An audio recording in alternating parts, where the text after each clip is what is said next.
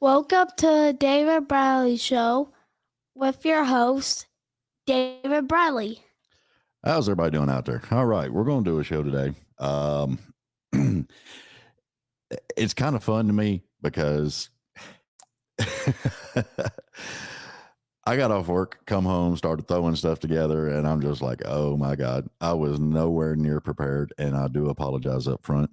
But we do have the Facebook Live going, so please remember, any comments you make, I can see it on the screen right here. And if you have any questions for my guest, and this is also for the YouTube Live, so you can, any comments or anything, if you have questions, whatever, hit us up. I'll be able to see it, and we'll be able to have a good little talk, hopefully.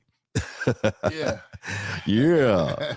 All right. Everybody, please meet Jay Edwards. How's it going, dude? Hey, buddy, doing good, man. How you doing? Oh, it's one of those days. You already said it. It's one of those days, yeah. Yeah, I mean, it's hot as I'll get out outside, man. And I was just like, I had to grab a shower. I had to get this done, that done. It was just crazy. Yeah, yeah.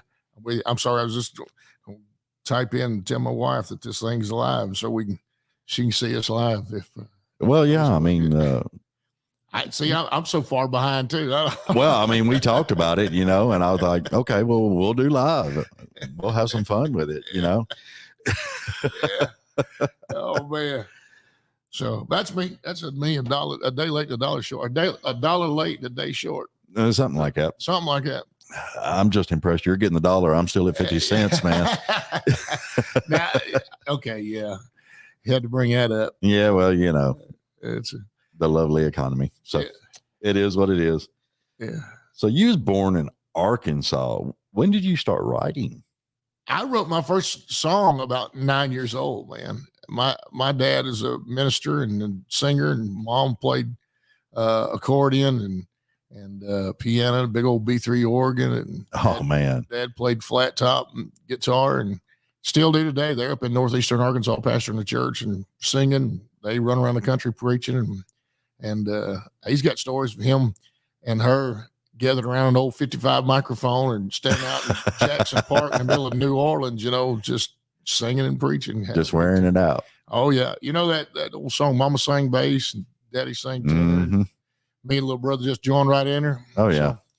So that's my story right there. Yeah, I've got a little bit of a music background. Unfortunately, I didn't pick none of it up. Yeah. I can't play guitar. I've tried several instruments, but I never could do anything. Yeah.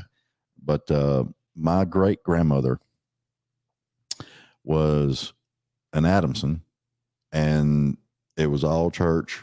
Yeah. All that. And they actually, remind me to ask my mom, because I believe they cut an album. Yeah. And it was the Adamsons. Okay. And it was my great granddaddy and my great grandmama. Yeah. But she couldn't read a lick of music.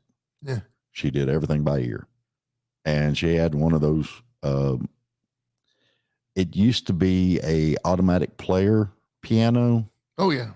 And they disengaged it or whatever. And she would sit there at the house and play it.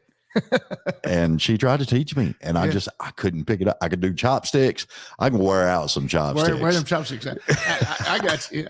Now that was me too for a long, long time, man. I'd play just the stuff that I picked up and could feel, and I'd write little songs and back in church, and some of those songs end up being 16 minutes long. And Dad finally came to me and he said, "Hey, man, people have got to be able to relate to what you're singing. You can't just be out there singing through the Bible and Psalms." And so that was one of my first critiques, but sure did help. I think it did. I wrote the first song when I was about 9, and just kept on doing it and playing and through the years, just had some changes in life and did some honky tonking. So that's. Oh, ain't nothing like honky tonking, man. I call it basically getting out there, and I think more people need a honky tonk. Yeah. Oh, I totally. Because you learn. Yeah. You learn so much. You gonna get me on a soapbox? I'll tell you right. Well, I mean, hey. Well, there's so many of folks out here that nowadays that grab a guitar and they spend about 6 months trying to learn to play it, and they go on a TV show, and the next thing you know, they're playing stadiums. Yeah. And it's like, I know folks that if you got the band behind them, they go out there and do 3 songs, blow people's minds. But they have no clue how to last past 3 songs or how to entertain people or put on a show or a concert or anything where it's all about them. Oh yeah. It's just all this quick stuff. And, we're all buying into that. Well, people's attention spans are only, yes, it's 2023, man, the attention span's down to like a millisecond. And then I think what we really need to do, I hear him on my wife's going to kill me, I tell you. Oh no, go ahead. But, go ahead. The thing about it is, I think we need to bring back the Gong Show. Dude, I remember the Gong Show. And Simon Cowell just needs to go ahead and buck up and go back to telling everybody, no, you ain't, that ain't good. Yeah. That ain't, you got a lot of practicing to do for it. No. I mean, Mm-hmm. folks really need to do that. And Nashville used to be deny. And it ain't no more, it's like, oh, you got $100,000 or, well, if you just got $10,000, Yeah. We'll take this little single of yours and run it up the flagpole. Oh yeah. Because nobody's downloading anymore. First of all, nobody's buying CDs. I don't know if you can hear the sarcasm in my voice. But, yeah. Okay. Yeah. Nobody's buying CDs and nobody's downloading. They're all just streaming. Well, who's preaching that? Well, the people that own those platforms that are just streaming. That's the ones that are preaching that. I sell more CDs and hard copies of stuff out of the back of my truck. And I'm making, I'm not making me a millionaire, but we selling the fire out of them. So, and people are still downloading the music. And I think once people realize, hey, that's just one of those things that run these singles up the flagpole and you get 1 million streams and you ain't got nothing to show for it. Well, oh yeah. Yeah, it just kind of means that maybe you need to work on your craft a little bit. And just a little bit. Yeah. But see, that's, I've had several discussions with several singer-songwriters. And my big thing, and I don't know exactly how old you are, and I'm just an old fart. But anyway, I remember recording on reel to reel and doing all this. And if you cut a demo, the demo was 4 songs. Yeah. And an EP. Yeah. We didn't. What's that? EP. I think he lived down there by my mom in the house. There was no EP. There was a demo, and it was 4 songs. And then from the demo, you went to album. Yeah. Yeah. 10 to 15 songs, take your pick. Right. And nowadays it's, people are getting more luck with, they're dropping 1 song at a time. Yeah. And they're getting better churn on that, but they're able to more promote that 1 song than they was promoting. Yeah. I think that they are. I mean, but I think it's a lot of fluff. I think they may be getting a lot of accolades for, oh, this single got, so many millions of streams and we got a video that goes with it. And it got so many things and you can't put 125 people's butts in the seats in a little venue down in Franklin. Oh yeah. So it really, we have to start looking at this thing as where does it become profitable? And it don't have to be all money. It just means, okay, where does that bring you more organic fans that do turn into something that's going to keep this thing going. And then there's a longevity in your actual career. Right. And not just, oh man, you had 1 billion streams of this 1 song and nobody knows actually who you are. Yeah. And again, I'm just getting on. I told somebody the other day, I said, I don't know who put all these soapboxes up in this room, but I'm going to get on every one of them. And you got to try them all out. I'm telling you, try them out. I got to. And I have been silent for so long. No, it's just kind of ridiculous. but I was going some different places. I thought, Different soapbox. yeah, different. Okay. I might have pulled back on that one, but we just learned a lot about radio, and man, that's great. I had last year had a song right before the Christmas freeze, 25 weeks on the Music Row Country charts, Right. and it ran to the Christmas freeze. That's the 2 weeks of Christmas, where only thing that anybody wants to hear is barking dogs doing jingle bells, and Christmas music. So my song fell off the charts and disappeared. And but I'm finding out, that it doesn't take a whole lot to get on the charts. It just takes, a friend that has a couple of friends that are programmers, and they can put you in a list. They could play you at 3:00 in the morning, on their radio station, and still nobody even knows who you are.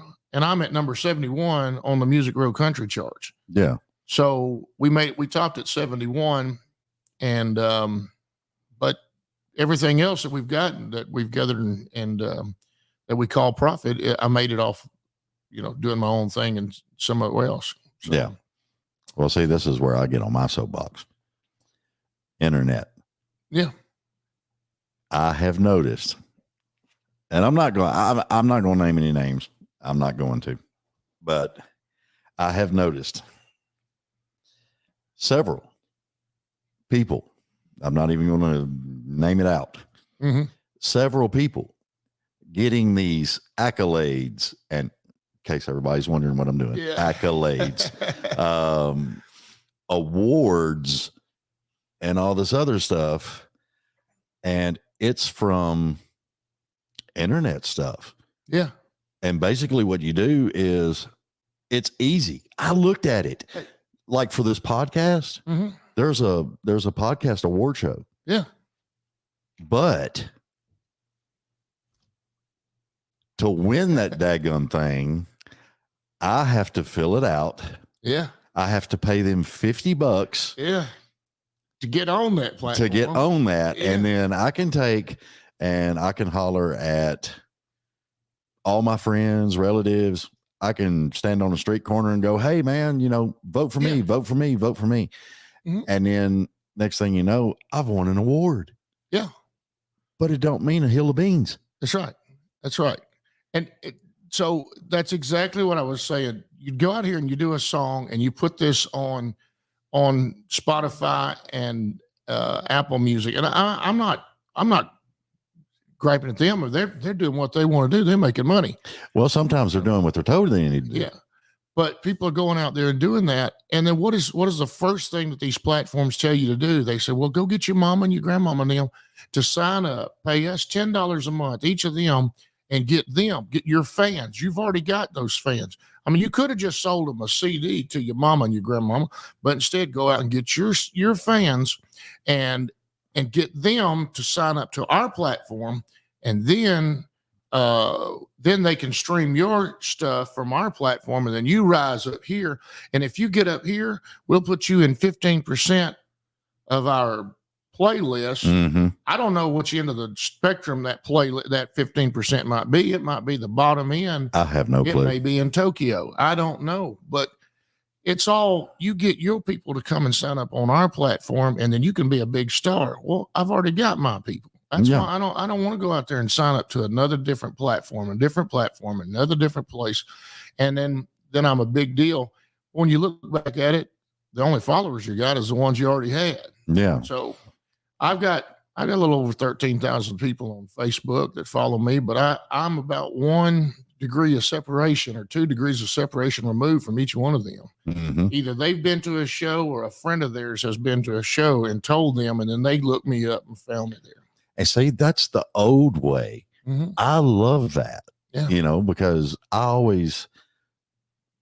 had a discussion earlier today on Facebook with this young lady named Yolanda, and she was talking to some other people, and it was about how they're booking, these venues are booking 5, 6, 7 acts. Mm-hmm. And by the time 10:30 gets there, the headliner has got like 5 people in the audience. Yeah. And we got in a big discussion about that because back in the 80s and the 90s, there was a big metal scene in Nashville, and I was big in that, you know. And you need an opener, you need a headliner. That's all you freaking need. Oh yeah. You know, but they're going with that cookie cutter formula. Yep. That's my big soapbox, the big cookie cutter stuff. Exactly. I can't stand it. Yeah. It drives me nuts. But if they would just take and do an opening and a headliner, they would make more money than having 5 bands in there, and you got to pay each band. You got to do this, you got to do that. And you still ain't got the crowd that you wanted to begin with. Yeah. That was, I remember when I lived in South Carolina, there was a little place there in Columbia, and that was their deal, man, is that there's 7 bands on the roster tonight. So each of you got to bring in this amount of people. And at the end of the night, I think each band got like $35 a piece. Yeah. And you know, divide that up. And some of these bands I remember guys calling me up. They would be from other parts of the world just about, say, oh man, we're coming to play it in Columbia. We're going to play it. I was like, dude, do you really know that there's going to be 6 other guys up there? You're going to take home $25 probably amongst you, you know, and you're going to actually probably have to pay for your own beer. So so once you pay for your own beer, you know, that $25-$30 just cut in half. Because sometimes they want to give you a discount on the beer.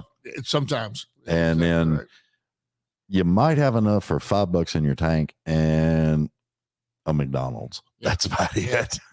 You know, if some of these venues, we're talking about it, you know, and there's different levels of this, I know, but if some of these venues that were in that maybe bottom to middle tier, somewhere there halfway up the middle tier, if they would take the money that they saved on giving you your discount, you know, well, we're going to charge you 50% for your food as a band, and you get $2 off domestic, you know, whatever. It's like, if you would just take that money and promote this band coming in, you could pack this place out. We'd all be happy. Oh, they don't. You know? No, ain't nobody gonna do that. Well, I mean, that's something that always drove me nuts because I did the lights and sound stuff. Yeah. You know, and what always drove me nuts was the club provides the PA. Half the time they supply the sound guy. And then they'll have basic lights. And the sound guy is running the basic lights. Yeah. Nobody is listening to me when I say have the best sound you can get.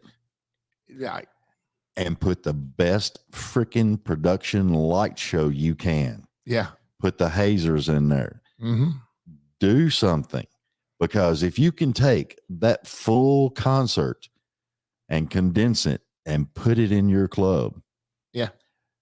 People are going to come back night after night after night. Exactly. And stop trying to save money on bands that just can't carry the mail, can't cut the mustard. Oh, they can't even carry a tune. No. Well, I can get this band up here. I can get 10 of these bands, and they only charge me this. And it's like, yeah, but the first time they're going to, again, back to grandma and grandma and mama, they're going to bring them in, and they're going to sit there. And they're going to have a good time, and they might be there the second time. But after the third time, grandmama's going to say, baby, I just can't go up there and stay up there with you all night long, And, And so then, and nobody's going to tell them, hey, you're horrible, but your regulars have run off. And they're like, man, I ain't never going back there again. They said, every time I've been up here lately, the last 6 months, it's just the band's been horrible. Yeah. But you can build a reputation as a venue. And I'm just talking about most of your local venues and stuff. But there was a time when the local venue, you could go there and you might see a regional act or even a national act, and people would come through.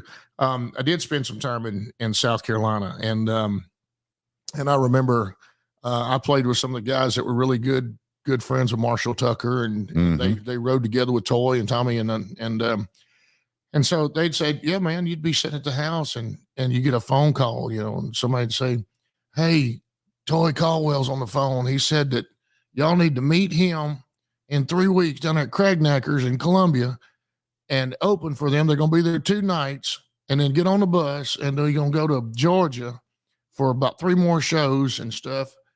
And then they're going to hook up with the other band and y'all going to go for another week. And then y'all get a bus and come back. And that's what they did. You know, they just, you never know who might walk in. Like with Willie Nelson years ago, you never knew who was going to be on the stage. Oh no, you didn't. Could be Leon Russell. It could be Merle. It could be Waylon. It could be, but some of the bigger name acts now, though, you'll see them on stage and then you'll see somebody come up and the crowd goes wild. But we know that it wasn't, they just decided to drop by, you know? Yeah. And well, let me tell you my story. Here's a story for you.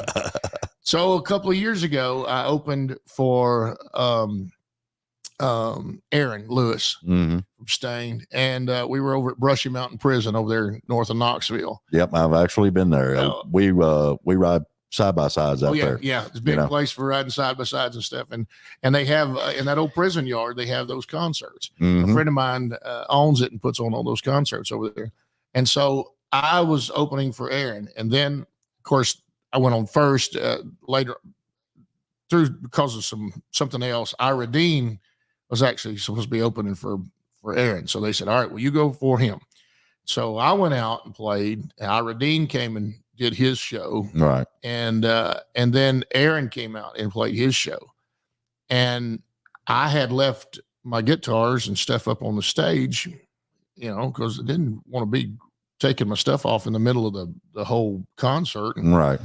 So I stand at the back of the stage and Aaron comes off the stage, and I'd met him a few times around Columbia. And so I said, hey, Aaron, how you doing? I said, man, enjoyed being with y'all tonight. And he said, yeah, well, what the heck, Yeah. He had no clue that I was there, that anybody, and he probably still didn't even recognize me or know who I was. He probably still to this day don't know who I am. And I've had multiple conversations with him. But my point being is his management never said, hey, man, what can we do to pull in some more advertisement, some promotion and work together? I'm not saying I had to be on the stage with him. I'm just saying everybody's just doing their own thing. It just, and it's all, I hear this from the kids talking about Nashville nowadays. And they're like, oh, it's dog eat dog down there, ain't it? Now, it might be now. It wasn't. It used not to be community, man. But it was fun. Yeah. And you always knew, like, and this was back before cell phones. You'd have a list and people would call you and tell you, and you'd listen to the answering machine. Okay, well, so-and-so is playing here and so-and-so is playing here. Okay, well, we can do our show. And then, when the headliner comes on, we can go over to this stage and hang out with them. And then we can go over to this next stage. Yeah.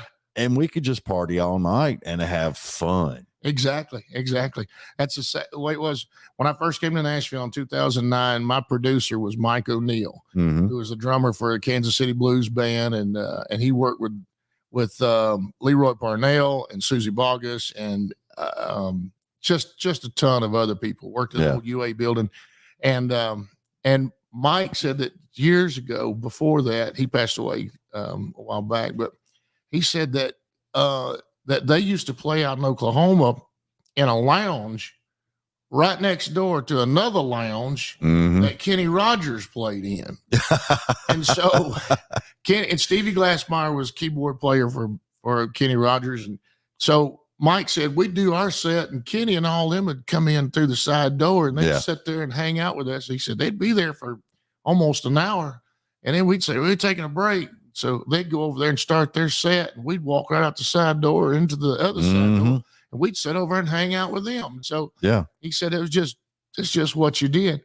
But it's just so different now. Well, I mean, back then in the metal days back then, it was the big two places other than Sal's was the End and Exit End. Yeah. Which were right across the street from each other. Yep. So you'd be bouncing back and forth. Right. And then at 1:30, 2 o'clock in the morning, everybody wound up at the Nugget. You know, I heard stories about the Nugget. I never got to go, but dude, it was pretty wild. I did get to play. I played Exit In a few times, and I was over at the end. It seems like I did an acoustic. Maybe one time did an acoustic thing over there, like 4 songs. I can't even remember who it was for. But then another buddy of mine was having his EP release or something over there, and I do remember. Oh man, but you just look at the walls and stuff, and you know, that's just part of it. It's you said something about playing in town, and that's I wonder now, you know, who is there anybody that plays here in Nashville anymore? Say middle tier artist. You know, Clayton Q plays every now and then at the Troubadour, and I've actually got friends and people that have been on the show. Yeah. And they play every now and then. They'll play downtown, but they're doing more stuff out and around. Yeah. Well, I'm not going to name any names, but I talked to a booking agent just this last week for a little while. And he's got some middle tier acts, you know, some guys that were bigger 10 years ago and really blowing it up.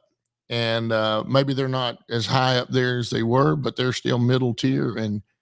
And he just said, it's just too loud to play here in Nashville. It's too loud. I was like, what, man? He said, you know, these guys should be playing Gretchen Wilson, Jason Michael Carroll, Daryl Worley. I mean, I hope they hear me. They should be playing every 2 or 3 months or so. Not the Opry. I'm not talking about the Opry. No. I'm talking about playing Nashville. In 2000, I throw this out there all the time. In 2016, 13 million people came to Nashville, and that wasn't bachelorette parties. Yeah, I wish 13 million had left Nashville, but I think half stayed. Yeah.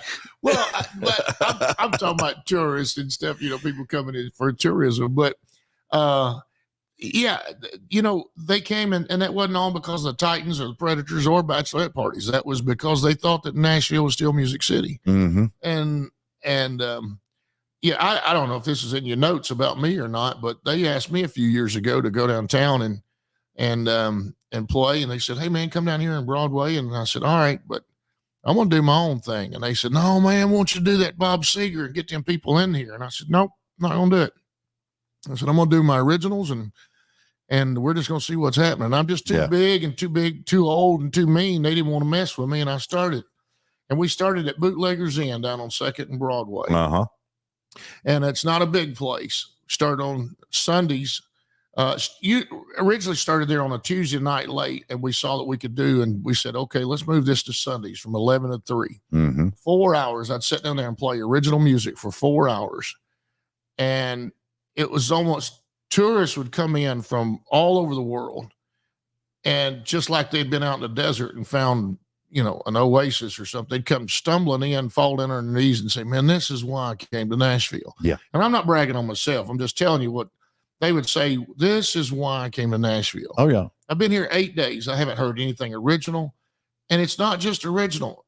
They said, we would love to hear some old country music, but we're not seeing any shows. We're not seeing anybody walk up there that knows what they're doing and putting on a show. Everybody we walk in, they just stick a tip jar in their face and say, what do you want to hear? What do you want to hear? What do you want to hear?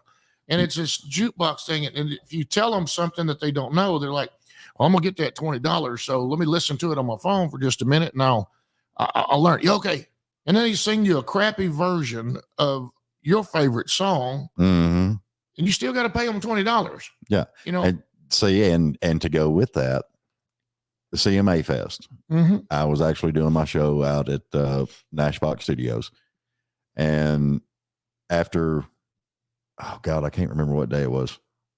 I think it was Friday. We got done and I walked downtown. Chris Turner was playing. Yeah. Went down there to see him. I'm hanging out, had a beer. Justin Love was there. Tammy Amron, I think her name. I can't remember her last name. It's hard for me to do that. Anyway, she owns Nash Fox Studios. Okay. And we were all sitting down there and listening to Chris. And I was blown away because he played one original, just one. And everybody in the audience was throwing money in his bucket. Oh yeah. Saying, we don't want to hear the crap. We want to hear your originals. If I heard this one time over the last 7, and I've been down there for 7.5 years. And so I'd say we've had the only all original show on Broadway and 2nd Avenue for 7.5 years. And, but if I've heard this one time, I've heard it a billion. And that is, I could have stayed in Wisconsin and listened to my cousin's band play the same songs. And he's about half as good as some of these people up here, and something better than some. Yeah. And so it's just the truth. People are coming to Nashville. And again, man, on the soapbox, but people are coming to Nashville. They got to fly. They got to drive. They got to spend money to get here. They got to stay in high-priced hotels once they get here. They got to eat out every night. They got to Uber because you can't pay for parking downtown.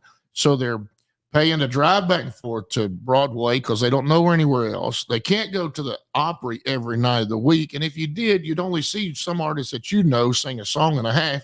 And then some dude with a floppy hat comes out and says, well, I've been with the Opry for 65 years. It's like, we don't know who you are. We came to see Carrie Underwood, and she only played a song and a half. Yeah.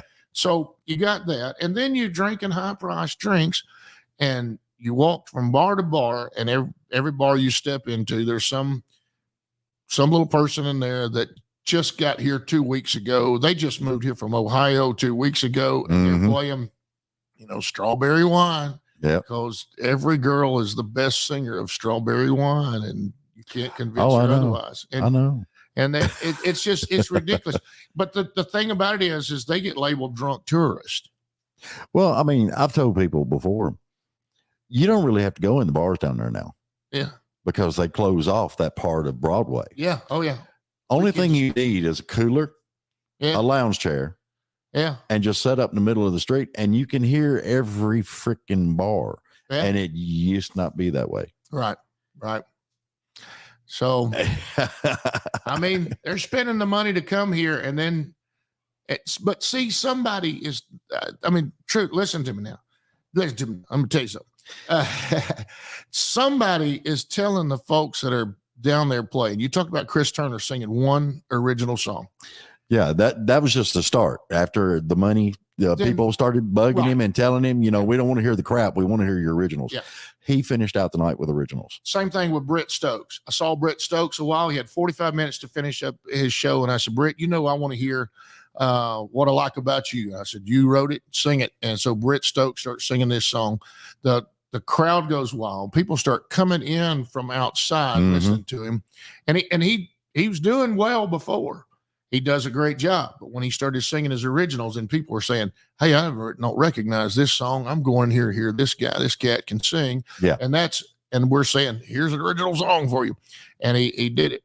But somebody is telling, and then we're going to get back to the Gong Show.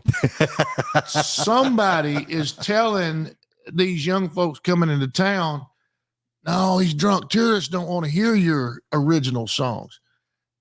Well, they probably don't, because you probably haven't perfected that original song yet. And you're probably right. Yeah.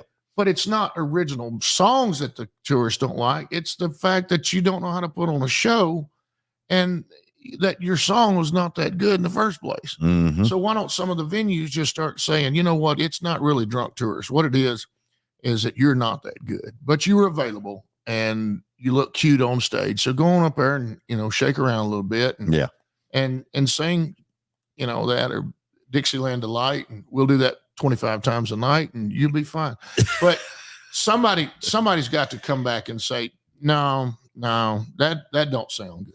Well, I mean, and if people don't understand what me and you were talking about, and your soapbox and my soapbox, look, go into these bars, go into Tootsie's, and just look at the wall. Yeah, that's exactly right. You got it on your wall Well, no, some of them taking them all down. Have they took them down? A lot, not I don't go Tootsie's. into bars I think much. Tootsie still has theirs, but there's a lot of those bars down there that used to have those pictures of icons and country music everywhere. I'm sure Legend still has a lot of theirs. And I'm sorry if I'm not mentioning everybody, but I do know there's a whole lot of folks down there that have torn theirs down, and they've taken that stuff down and they put something else up. Maybe so here we go. Here's another soapbox, or somebody go on this. All right. We got time for this? We're good? We good? I have no time limit. Okay, cool. Then here we go. When I came to town to Nashville in 2009 and moved here soon after. But when I came to town in August, the first weekend of August of 2009, I got hooked. And I said, I'm going to go back. And I used to come up here and stay with Ricky Godfrey. And he needed a ride back and forth to South Carolina because he's blind. So I'd run him back and forth to South Carolina, and he let me stay with him 3 or 4 days at a time. So I'd come up here and hang out with him, and we did a lot of blues playing and stuff. But you could walk up until about 2012, 13, 14, somewhere there. You could walk up and down Broadway and look at the glass windows of all the bars. And what was on them? It was headshots. Yeah.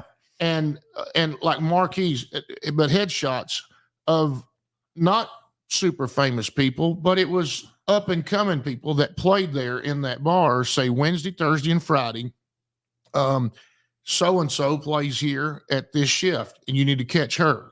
She's about to sign with Sony, or she's, you need to get a hold of her. And they would take their CDs down there, and they would sell the CDs to the tourists. And the tourists would go back to Wisconsin and Iowa, and they'd say, man, we found this girl, and she's got a song out that's fixing to hit the radio. Boom, boom, boom, we're going to do all this. And you had those headshots. And so you could go down through there and see who was playing. And if you didn't know, or if your person that you were coming to look for or come to see play a show, you could walk up down the street and you say, oh, there they are. They're playing here. Here's where they're playing here. Right. You find it. Well, all that's gone now. Yeah, I've noticed that. And so what's in the windows?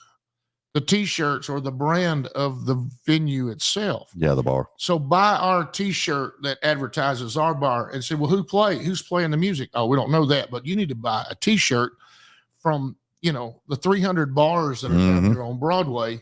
And that reaches out to Music Valley too. It's the same thing. And we're getting the same junk. Used to be able to slide out to Music Valley and find some old cats playing out there and stuff. And I know there's a couple of places that are still there that are real cool, but then some of those are still grasping at straws right now, and they're not holding strong, and they're not, you can't go out there and hear old country music, or you can't hear original stuff. You're going to hear the same thing. And oh yeah, it's going to be, hey, what's your request? If y'all got any requests, y'all let me know. I'll play whatever you want for $20. And I mean, it's just not Nashville to me. So, yeah, it's not me either. I mean, I remember I was telling somebody last night, I know I was doing a Facebook Live last night, and I remember going to Fanfare when I was young. Yeah. With my grandmother. Yep. And meeting all these people. And I met Barbara Mandrell when she first came out. Right. When she first came out. And she hadn't had any hits yet, nothing. She was still at that beginning stage, Yeah.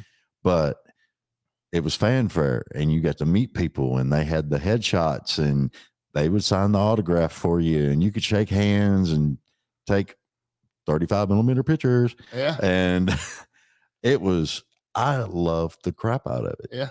And I was a metal guy. Yeah. Yeah. And I was here for the turn. We were at Fanfare at Music City Center, and when I started watching it and I started hearing the talk about it, well, you could pay this amount of money to go down there and set up your booth. They'll give you a booth, but nobody's really paying attention to that anymore. And I saw that start to change, and then and then and it's just not even worth it anymore. No, it's just crazy. Yeah. But I don't know. I mean, I liked it because you could actually face to face meet all these people.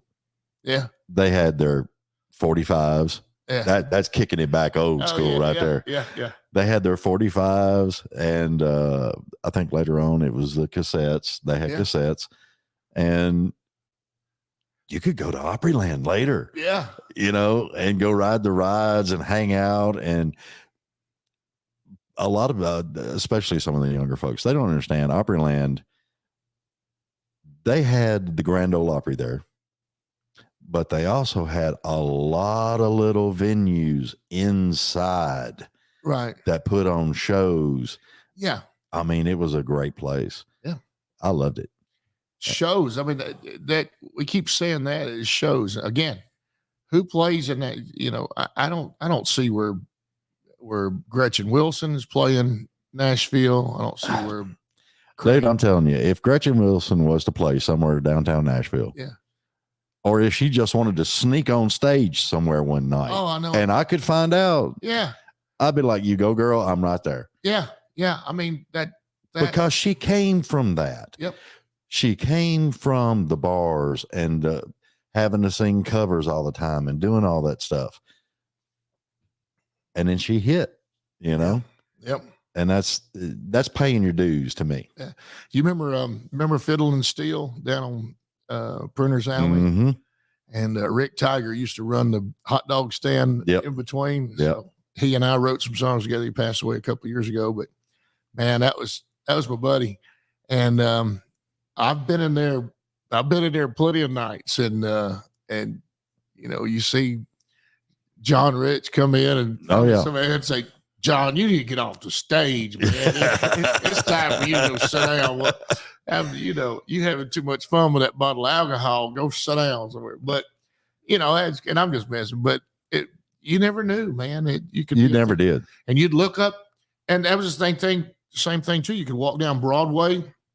A friend of mine had been here for years before I came, and he knew everybody. Yeah. And so we would walk down Broadway, and we'd go up to the Printer's Alley, and stepping in these different little bars and stuff, and go over to Midtown and going to Losers, Winners, and Blue Bar. Oh man, we tore up Blue Bar. Oh yeah. But in fact, I remember Blue Bar. Oh man, in fact, my birthday is coming up this week, and so we'll be out in White Bluff. Chuck Rhoda that owned Blue Bar, when they started building all the condos and everything up down there, it kind of ran him out.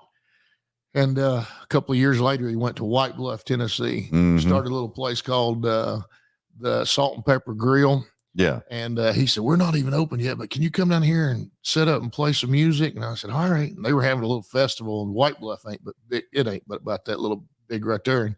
And I went down there and set up, and they said, "What y'all doing?" And they said, "We're going to put a restaurant here and a little bar and have live music." And I've been playing there ever since, and it's our home, man. This weekend that place will be packed out, and we'll be having a blast. But yeah. I'm going to have to stop you for just a second. Okay. Actually, you can keep talking because the camera's solely on you. And I'm going to visit the little boys' room real quick. Well, I knew I shouldn't have drank that water. Don't drink that water. You'll be having to go. So, this is your show for 5 seconds. All right. That sounds good.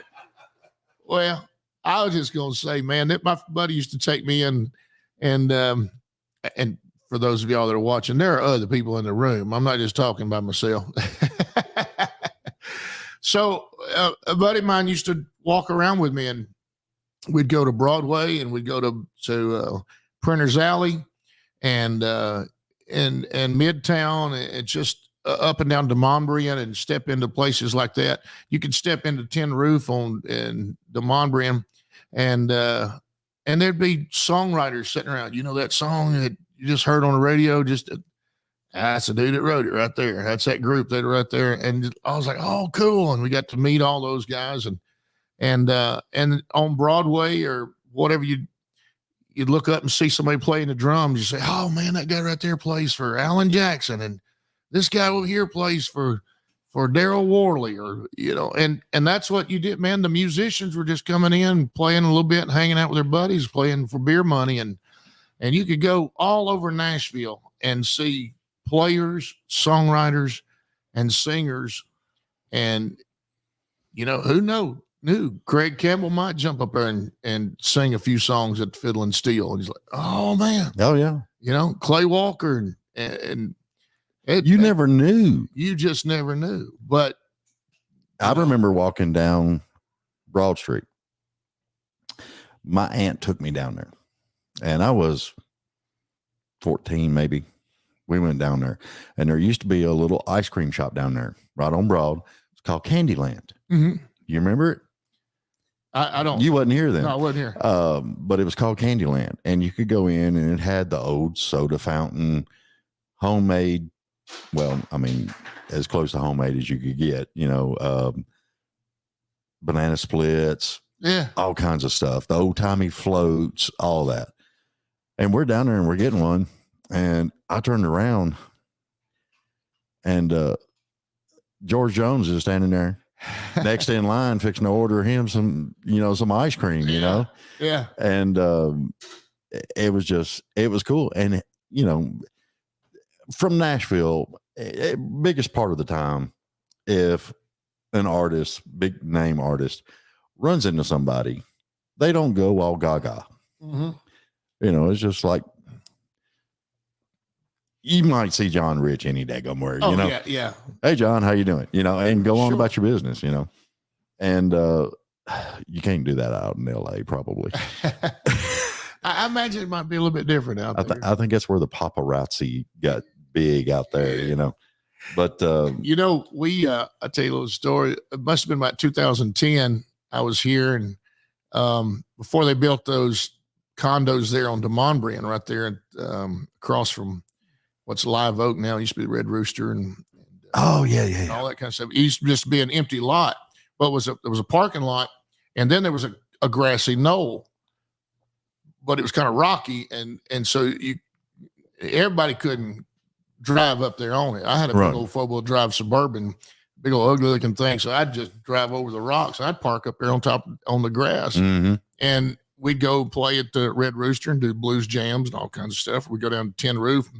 So saying it'd be 25 songwriters sitting in there at any given time of the day or night. Yeah. And they just walked over from Music Row. And so it seemed like one day during the week I was there in that parking lot and had a fellow with me, and he used to drive a bus for quite a few of the big artists around town.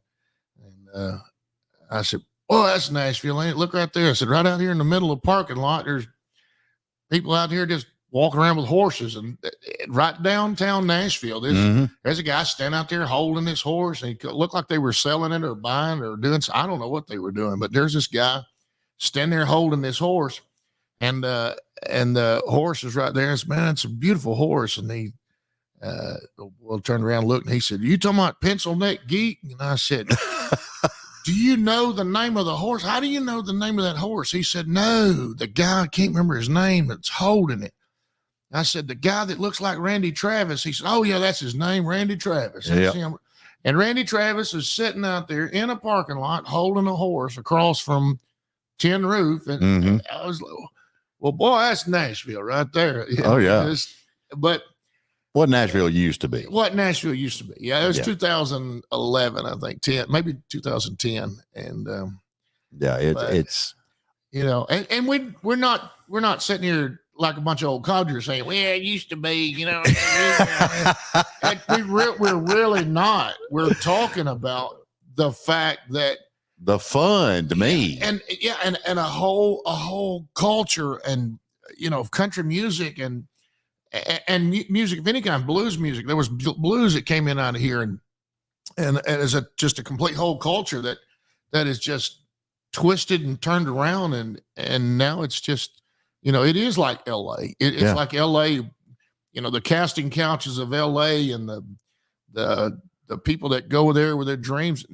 Nashville is one of the places where the talent buyers are, the talent finders are for all these TV shows. So now everybody, you don't have to go to LA. You can go to Nashville and be on The Voice, if you know the right people and get in. So, and I ain't getting on that soapbox, but anyway. Yeah. So, there's one of them. So anyway, I got a lot of cool stuff that I've done over the years, but ain't nobody know a thing about it. So, well, that's, when I started doing the lights and sound, it was a place called the Nashville Showcase. Mm-hmm. And it was right there off Music Row. Great venue. Yeah. And at the time, they had the longest bar in Nashville. Okay. And it literally ran down the whole side. You know, you had your stage up front. Yeah. And then you had the whole sitting area, and then it had a raised area. And of course, you had your production booth there. Yeah. And you had seating back there. That was the VIP area. Okay. And the bar just all the way down one side. And it was just cool as all get out. And they had really good lighting. Of course, that was back in the park hands and all that stuff. Yeah. But I still got a couple of those. Man, it was just dude, I had all kinds of stuff. I just got rid of it. LED and computers just shot it all for me. I prefer running things manual, you know, and doing it by ear and listening to the music tempo and the changes and, you know, and painting scenes where I actually got up there and, you know, moved lights and got everything going right. You know, you should put production into what is coming in. That's part of it too. You know, we're still talking. Boy, we go to town on this Broadway thing, but you know, we're in a world. We are in a world that, you know, man. I remember. I'm from El Dorado, Arkansas, and I remember in our church that our sound guy used to take his vacations to come to Nashville and see shows.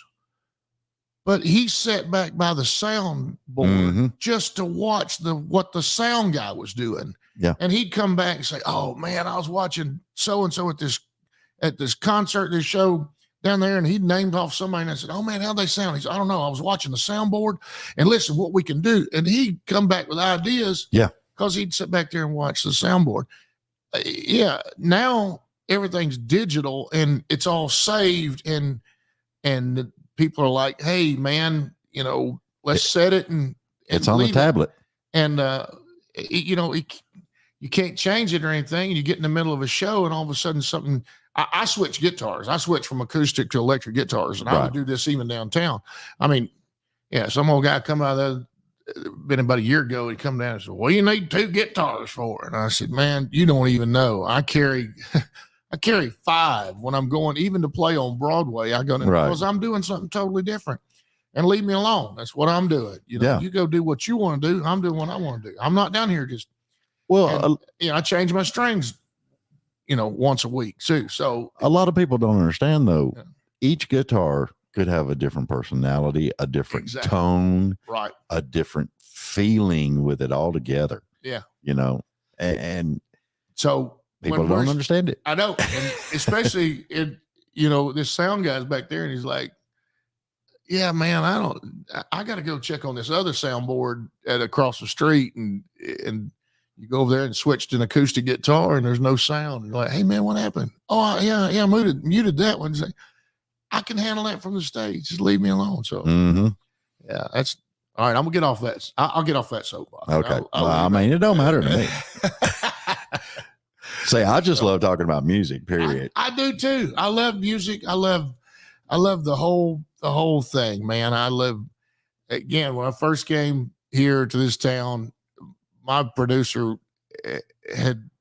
he'd been around for the longest time.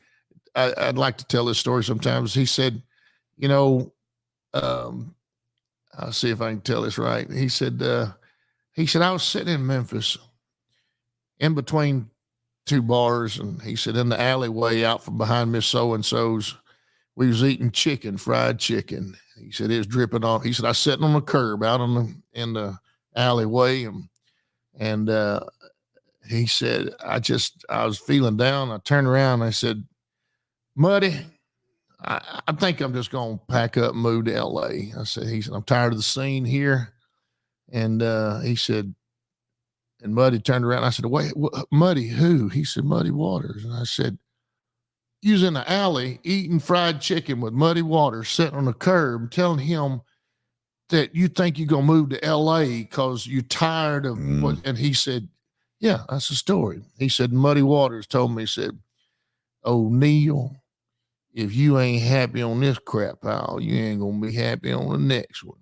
That's true. And but that's what I came to. I came to the guys saying, like, whoa, this guy sat in an alleyway eating fried chicken with muddy waters. Oh yeah. I'm not talking about just set in with him. I'm talking about was playing drums for him, but they took a break and was sitting out in an alleyway in Memphis, Tennessee, out behind an old bar and talking about life and maybe moving on to the next step and eating fried chicken with it dripping off your elbows. And that's what I came into, man. And then I heard all those stories and heard all them Mel Tillis stories, a lot of them we can't tell. And yeah, well, and the Gatlins and all these things you came into and it's just it's changed. It's changed. A lot of it's changed. Yeah. And and I'm not gonna lie. Okay. Some things have changed for the better. Sure. They have. Can't knock it all. Right. But I can't be an old codger and say, I remember when. Exactly. I remember. Well, again, it's coming back to the profit part of it. Yep. Some things are changing and we're going with the flow, but there's no profit coming in. So there's no reason for us to be hooking our wagon to that set of horses. Right. And this, some of these things we've talked about today might be, those things that we just, it's not helping us. It's not doing us any good. It's not building. It's not building. They used to say about ministry and churches and ministry, they said, if the church is not stretching that elasticity of that preacher, that pastor, then it's just going to stay in that position for a while. And after a while, it's just going to get rotten and break. Right. And so there's got to be some stretching and some moving on. Some of this stuff is just not for the better. Yeah. If it's for the better, I get it. But if it's not. Well, that's what I like about most of, and to be honest with you, most of the people that I've had on my show, of course, I listen to the music and everything. And I've noticed there's an old feel to some of these youngins coming in here. So I'll give you that. And the writing has got that old flavor to it. Right. And I'm really digging it. Yeah. Because it's like, you got some of them out there that hate cookie cutter. Yeah. And it's surprising to me that 20-year-old to 28 range. It's surprising me. Yeah.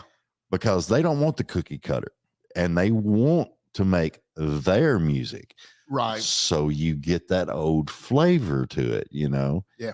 And that I will agree with it. And that's the ones that I ought to be concentrating on. My wife tells me all the time, you're too negative about this. And I said, but it's easier to talk about the stuff, the negative side of things, hoping that you're going to change it rather than, be honest with you, you get behind those folks all the time, but then next thing you know, just maybe you and them in a hot tub. So we gotta figure out the area that we're in, how it's going to pay off.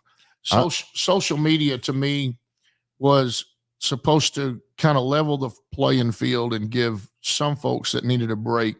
It gave us an opportunity and do that. Yeah. What I think social media did was I think it gave everybody a participation trophy. Right. And so I don't like the participation trophy. Yeah, I don't either. And see, that's something I want to do different with the show. Right. I want to have it where people can actually come on and be able to talk. Yeah. And be able to say how they feel. I mean, exactly.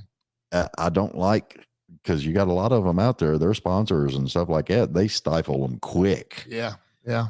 And I like to bill myself as not your average podcast. Right. Right. It's unscripted. Yeah. As raw as it gets. And whatever you want to talk about, I'm sitting here right here with you. Let's do it. Oh, I know it. I'll go home tonight and say, you didn't talk about your new album one bit. I said, I know, but boy, I got on them soapboxes. No, we're going to get to it, though. We're going to get to it. Because it's in the notes. I have to get to it. Oh, I got to. If it's in the notes, I got to get It's in the notes. That's too cool. That's what I like. I like my notes, man. Yeah. Oh yeah. It helps out a lot. I'm with it. I try. You try? I do. I mean, for years I did. I would make notes, and then sometimes it'd get off of them, and something would go wrong, and But I've done it both ways. I did a lot of shows without a set list, but the ones I care about, the ones I really want to do. Now it's a total different thing with me. And I mean, this is just run down a rabbit hole, but if I go to a place that I've gone a lot before and I feel at home, those people know my music. They know what I'm doing. They know where I'm going. And so a lot of times I'll just go in and fly by the seat of my britches because I know it's going to be intimate. I know that those people are going to start calling for older songs and they're going to say, hey, man, play that old Cinderella song that you wrote years ago. And it's supposed to make you famous, I was like, all right, we'll get to it. Let me do it. Yeah. But especially with a band and playing new places, man. I like my notes. I like to have. We've been doing some stuff here lately, and I've had everything from the set list to the tempos to the everything. It's like, it says right there that we go this speed. So I want to make sure it's right. Well, the only thing you gotta do is put it on your phone, hold it up. I know it. They even make the stand that hooks to the microphone stand. Now I have a tablet that I take and hook up to but it's because, man, I write songs and I work on them at the house. And then when it's time for them to go out, I'm getting old. I can't remember all that stuff. Oh, truth is, I couldn't remember that stuff when I was 20. Yeah. Yeah. I've been that guy on the platform at the church singing with the choir. It's like completely forgot how that second verse goes. So anybody got the words of that second verse? Somebody start me off and we'll figure it out, man. I can remember right now coming to me. I was at a big meeting one time and I had the big song. Boy, and I got out there and got ready to rip and romp and sing. I come from the old foot stomping churches, Mm-hmm. So I got ready to rip and romp, and I sang that first verse, and they got to that second one. The choir director was looking at me, and I was like, I don't know. Did anybody bring any words? Because I completely forgot. I had them last Sunday. Yeah. I just don't have them right now. So yeah, I got nothing. I got nothing. Yeah, I'll just make something up. Oh my Lord! You seen the video here lately of the dude singing the national anthem, and he forgets the words, so he just starts singing. No, I hadn't seen that one yet. Yeah, and he's and the rockets red glare, and he's just. And them rockets were glaring. And all the rockets were glaring. And he just riffing on it. No, I have not seen that one at all. He messes. It's funny. I'm going to have to look it up. Yep. Just to laugh about it. So how many songs have you wrote? I'm sitting on a little over 300. Yeah. But of those, 98% of them get sang once a month or something. Yeah. On my shows. So you just kind of like do a rotation out with them. Mm-hmm. Just I have a few that I know I'm gonna have to sing, and then and we get in a groove, especially like with a new album out. And it's like we've got to do at least 75% of this record, right? And I'm still doing 3 and 4 hour shifts and shows. So, but everything I do is all original. So that's what I love. Well, you'd be surprised how many people, you try to book a show with, because I'm on my own booking agent too. And they're like, oh no, our people like to sing along. They like the songs they can sing along with. And I've shut that down so many times, man. That's so fun to walk in and you start playing, singing your songs. The people back there mouthing words they don't even know. Yeah. Old boy told me the other night, he said, man, I kept thinking, oh, this is stuff I grew up on, man. I love this song. Wait a minute, I don't even know this song. I love this song when I was a kid, but I don't know this song. And I think it just comes from influences and stuff. But set on about 300 songs. I'm way behind on having, the majority of those recorded. Mm-hmm. I wanted to put out from back as far as 2005, I wanted to put out an album every year. Even when I was doing gospel music, I wanted an album out every year. Right. And just write and sing. And I'm not the guy that writes the songs, and I don't have a publishing deal either. So I don't have any publisher that's over there pitching my songs out here to somebody. And I'm just, writing them and slinging them out and saying, hey man, go pitch this to somebody. Yeah. I've got a friend of mine, Coley Carr, he writes, and phenomenal guitarist. And he doesn't have a publishing deal, doesn't have none of that stuff. And he'll just do a Facebook Live and play a song and ask people to like it or whatever. Yeah. And he's actually got quite a few good songs. He wrote one the other day and played it. And I was just like, man, that's, I loved it. That's great and sad at the same time Mm. because there's so much junk out there. Well, It's so horrible. And it's like, dude, there's a guy sitting around there that write the heck out of a song. All you got to do, and he'd probably give you 50% of the publishing if you wanted it, Yeah.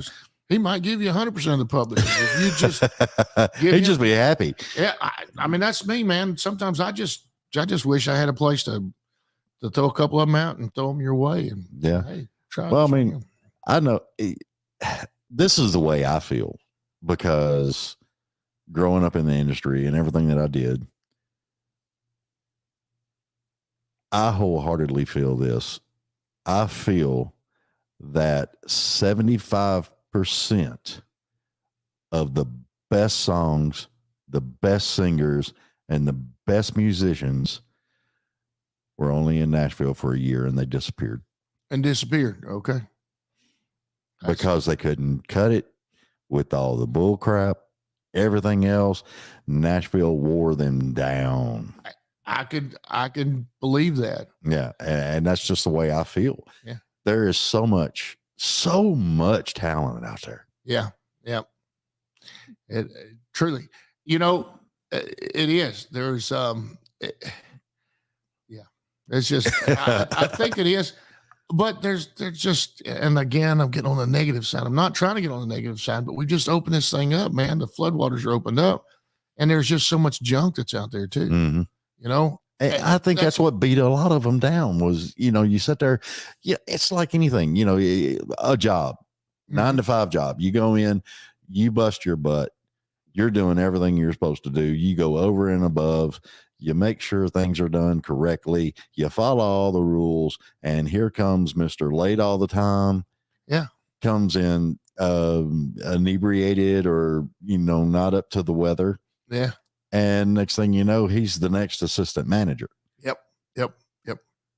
What the heck? Yeah. And, it used to be so many excuses. Is like, we already got one of him. Yeah. We already got a guy that sounds like that. And, and then if they were scared, they might get you and put you on a shelf and hold you for 10 years and you never did anything. But, man, I know when again, going back to those same words, people get tired of hearing me say, when I first came to town, but I heard a story about a dude one time that used to cut demos here, and he's made good money doing demos, singing demos. And the story goes is that they pitched a song to that he had done the demo on for Brad Paisley, and to Brad Paisley, and Brad said, "Is that so and so singing that demo?" And they said, "Yeah, that is. He did that for us." And Brad said, "No, I ain't singing that song." Yeah, he said, "I can't sing that." Said it. He said, "Just knowing that guy's out there on a song, and I can't compete with him." And there were people that they really felt like that. There were talented people in this. You remember Jonelle Mosser? Name rings a bell, but I can't put a face. Sang with Taj Mahal. She sang backup for tons of folks around this town, man. Yeah. Just amazing. But, and it's like Delbert McClinton, some folks knew who Delbert McClinton was, but Delbert was his own force now. Yeah, I mean, he had his stuff going on. Right. But never up there, with Conway Twitty, but he ran around with all those guys and sang with, and you know, they knew, man, Delbert was going, you better practice up if you're going to go up there and get in front of Delbert, because that joker's good. And so it's just folks like that. I was going to tell you about the songwriting too. And it's, again, just jumping. We're just out here shooting ducks, but, this is what makes it interesting. Yeah. You know, about the writing the songs, Michael Bolton, they asked Michael Bolton one time, they said, man, you don't write your own songs. And you just, you know, you're into singing classics and stuff that everybody wrote. And he said, I don't have time to write a bad one. Yeah. I can sing and I can make good, you know, good songs or great songs better and do that. But I don't have time to go out there and put out a bad song. So Right.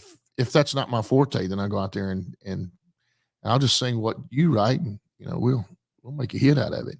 Oh yeah. And he did. And he did. He even pulled back some classics, man, that some folks had forgotten about. And it's like, whoa, that was a good song. Wasn't it? Mm-hmm. And made a lot of people a lot of money. He made a lot of people a lot of money. Yeah. Yeah. I didn't get a check. So I mean, Yeah. He never sent me none either. So yeah, I know, right? That's a deal that we do. And when we're playing to a new crowd, a lot of times, and I'll say, here's a song I wrote for Chris Stapleton. And everybody turns around the bar, is like, whoa, yeah. I let it sink in. I say, he never called me back, but oh man. But you know, it's just get their attention. But I always hated that the song's on hold. I always hated that. Yeah. I'd hear people talk about that all the time, and I was just like, what do you mean it's on hold? You know? And they're like, oh, well, such and such likes it. He's thinking about putting it on an album, so it's on hold. Yeah. And I'm like, so you can't sing it? You can't? Yeah. Nope, it's on hold. Can't do it. Well, I don't know. I thought that if somebody put it on hold, a lot of times they would grease some wheels or something and maybe give you a little check or something, right? You would think. You'd think, yeah. We last year too, I had a song that I was playing out of the bar, and a guy walks up and says, what you gonna do with that song? I said, well, we just put it on an album. He said, do you mind if I pitch it? I said, yeah. And it turned out he was one of the guy that worked with one of the artists, and he said, I'll pitch it to him. And I said, well, I know that they say that guy sure can pick a song. So no matter what you say about his singing, I don't know if you get my drift. That he sure can pick a song. So, oh yeah, but they didn't get back with us. So I took it off the album just in case. And yeah, so, cause I was afraid if they called me up and said, hey, he wants to cut this song. And I was like, oh man, I just put that on my record too. Then, but we'll put it on the next one. mm-hmm. About that. So, yeah. I always hated that though. But I'm still laughing over this message. Oh, you know somebody named Jennifer? I know a bunch of people named Jennifer, but Lord, I got a couple of Jennifers that Fernway. What's that? Fernway. Frenway? Is that how you pronounce it? I think so. Yeah. Don't believe anything she says. Well, I mean, she lied. It says right there, the David Bradley Show. This weekend is Jay's birthday. He's celebrating his new album and the big 2-1. Okay, you believe everything that girl said right there. What? For 21, you're old codgering it here with me pretty damn good. Yeah. 21. What? I was going to tell you, I'll be 55 on next Saturday or this. No, this Saturday. I'm not next. This Saturday. This Saturday, I'll be 55. And, but I still feel 25. I feel like I can do that.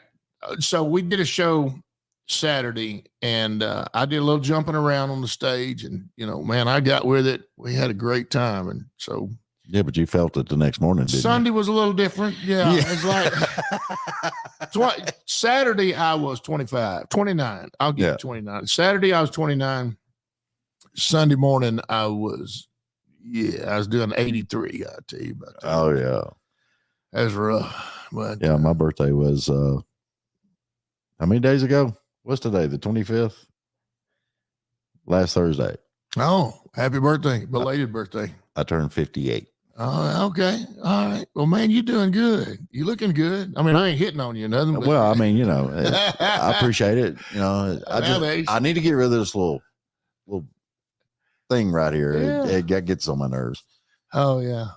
And I don't even know if I got one of them little things. I got this beard. And everything up. Yeah, I started covering it up a good while back, and so yeah. What was the plan for the beard, man? Because I mean, I'm going to be honest. I'm not hitting on you or nothing, but I seen some earlier photographs of you. Ah, I'm a good looking dog. Well, all right. Let me tell you. Here's that. You open this can of worms. I love a can of worms. Come on. So I think it was about 5 years ago. I've just had maybe the little goatee at the most, but for most of my life, I just had short hair. Yeah. Usually no facial hair. And so I thought, well, I'm just going to see, I've gone the rough look maybe just a couple little times, but it didn't last for more than a few weeks. And let's just see what we can do. And so I started growing a beard and I let it grow. I had that beard for about a year. I was playing at Bootleggers on Broadway, and I'm split screening. You keep talking. And I was playing at Bootleggers on Broadway, and these two old boys come in, sit down, and for some reason that day there wasn't a whole lot of folks there, but they came in and sat down at the bar, and then they just stayed. Yeah. That's Myrtle Beach, actually. That's Myrtle Beach. Yeah. But these guys stayed at the bar. And we got done, and I said, "Hey, guys, thanks for hanging out." And they said, "Who does your beard product?" And I was like, "Man, that's a weird thing to be asking a grown man, another grown man asking another, about your beard product, but nobody." And he said, "Well, we got this little company called Honest Amish Beard Balm and Beard Products." Mm-hmm. And I said, "Okay, cool." Located up in Western Pennsylvania, and just the other side of Youngstown, Ohio. And I said, "That's cool." And they said, "We also own a bar up there." Said, "We'll get you to come up here and play at our bar. And we're going to talk to you about give a little sponsorship for your beard." Oh, cool. And I said, "What I got to do?" And they said, "I don't know, just grow a beard." Yeah, keep growing it and talk to us a little bit about it." And they started, they became one of my sponsors. And then I went up and played for them. And I've been going up ever since. And it's been the biggest time. I'll be back there at the end of September, and it's in Clark, Pennsylvania. And so I've got this sponsorship with Honest Amish Beard. Before I had any of my real music sponsorships, I ended up with a beard sponsorship. Oh yeah. And so they're great friends of mine. They send me money. So yeah. Well, it's like with my show. Yeah. Guy I went to school with, Alan Decent. Okay. He's a rep for Purity. And he loved what I was doing. And he's like, "David, we're going to hook you up." And I'm like, "Okay." Yeah. And he said, "We're going to send you waters," which I didn't even know Purity made water. Oh yeah. Yeah. And he sent some waters and sweet tea if we want it. Oh, cool. Anything we want. And it's all for the guest of the show. Man, that's awesome. So yeah, I got these guys. My buddy Jason owns a company. He started when he was 16 years old making homemade soap in his mama's garage. Mm-hmm. And it just grew. And I mean, they're worldwide. It's just amazing, this stuff. And this stuff now, I've got oils and balm and wax and whatever, man. The soaps, they got different kinds of soaps. They got some licorice soap. It's dark and black, and I like to take it to the hotel room, and you leave it up there on the hotel bathtub and let it. It looks kind of nasty when you take it with you. And so people come in, it's like, "Ooh, what they do? It smells like licorice though." But now just mess away. But we sound like a beauty salon now. You know that, right? Yeah. I think that's your beard products. No, that's kind of the story. I can't cut it now. I'm not saying I want to. I mean, these guys have been good to me, and And with the music and stuff that I was doing, I wasn't trying to be like nobody or do anything. I just wanted to grow a beard and see what happened. Well, I mean, I'll be honest with you. I've heard your music. Okay. And so Pure honesty, your voice, the beard fits it. okay. All right. So think The about the smooth stuff, it Yeah. don't fit. It don't look right. All right. Yeah. Think about that guy that looked like some kind of insurance salesman or something that was up there and then singing that. No lie. One night, man, years ago in Columbia, South Carolina, I was going on late, and evidently this guy, he said he used to hang out there all the time, but I was going down to this blues jam on Sunday evenings, Sunday nights. And I must have still had my tie and jacket on and everything, my suit clothes, and Yeah. Sunday evening and Sunday night. So I jammed with this band quite a few times. I mean, they were friends of mine. And this guy comes up, I'm standing on the stage and they're trying to figure out which song we're going to sing. And a guy comes up and he says, "Hey man, are you sure you're in the right place?" And I said, What do you mean? What's going on? He said, "This is a blues jam. I mean, these guys get down and dirty, man." And I said, "What?" He said, "Are you sure?" And then it dawned on me, he thinks, I'm some swizzle stick or something. I don't know what he thinks. Oh, there ain't no telling. Yeah. And I said, "Man, I'm just going to give it a shot and see what I can do." Well, we killed it. I'd been playing with these guys before and they were great. And man, we just had a blast. I did 2 or 3 songs with them. The band was called Brainstorm, Brandon Mann and Brainstorm. They had this little young kid that was a guitar prodigy, Brandon Mann. And then he took over his dad's band called Brainstorm. It was so cool. And so we just rocked it, man, tore it up. I love that. And I started to step off the stage. That guy came up and he said, "I am so sorry." He said, "I thought you was just like a weekend, wannabe." And he said, some insurance salesman stumbled in here and said, "Yeah, I can sing with the band. I can do, Chicago, Sweet Home Chicago. And I've seen the Blues Brothers movie or something, And he actually became a real good friend of mine. But I don't get that anymore. So it used to be really, I get a lot of people would say, "Man, you don't sound like what you look like." So no, that's I was listening to it and everything. And I was going through the pictures and I'm just like, yeah, okay, that don't look right. Yeah. The beard looks good. Yeah. It suits. It works. All this works. Now picture me about 14, 15 years old. With the same voice. Yeah, with as skinny as a rail. Of course, my head's always been like, way bigger than everybody else's head. But stand up there and say, "Picture Moses from the Red Sea shore. It rolled holes, I can't run no more." It is.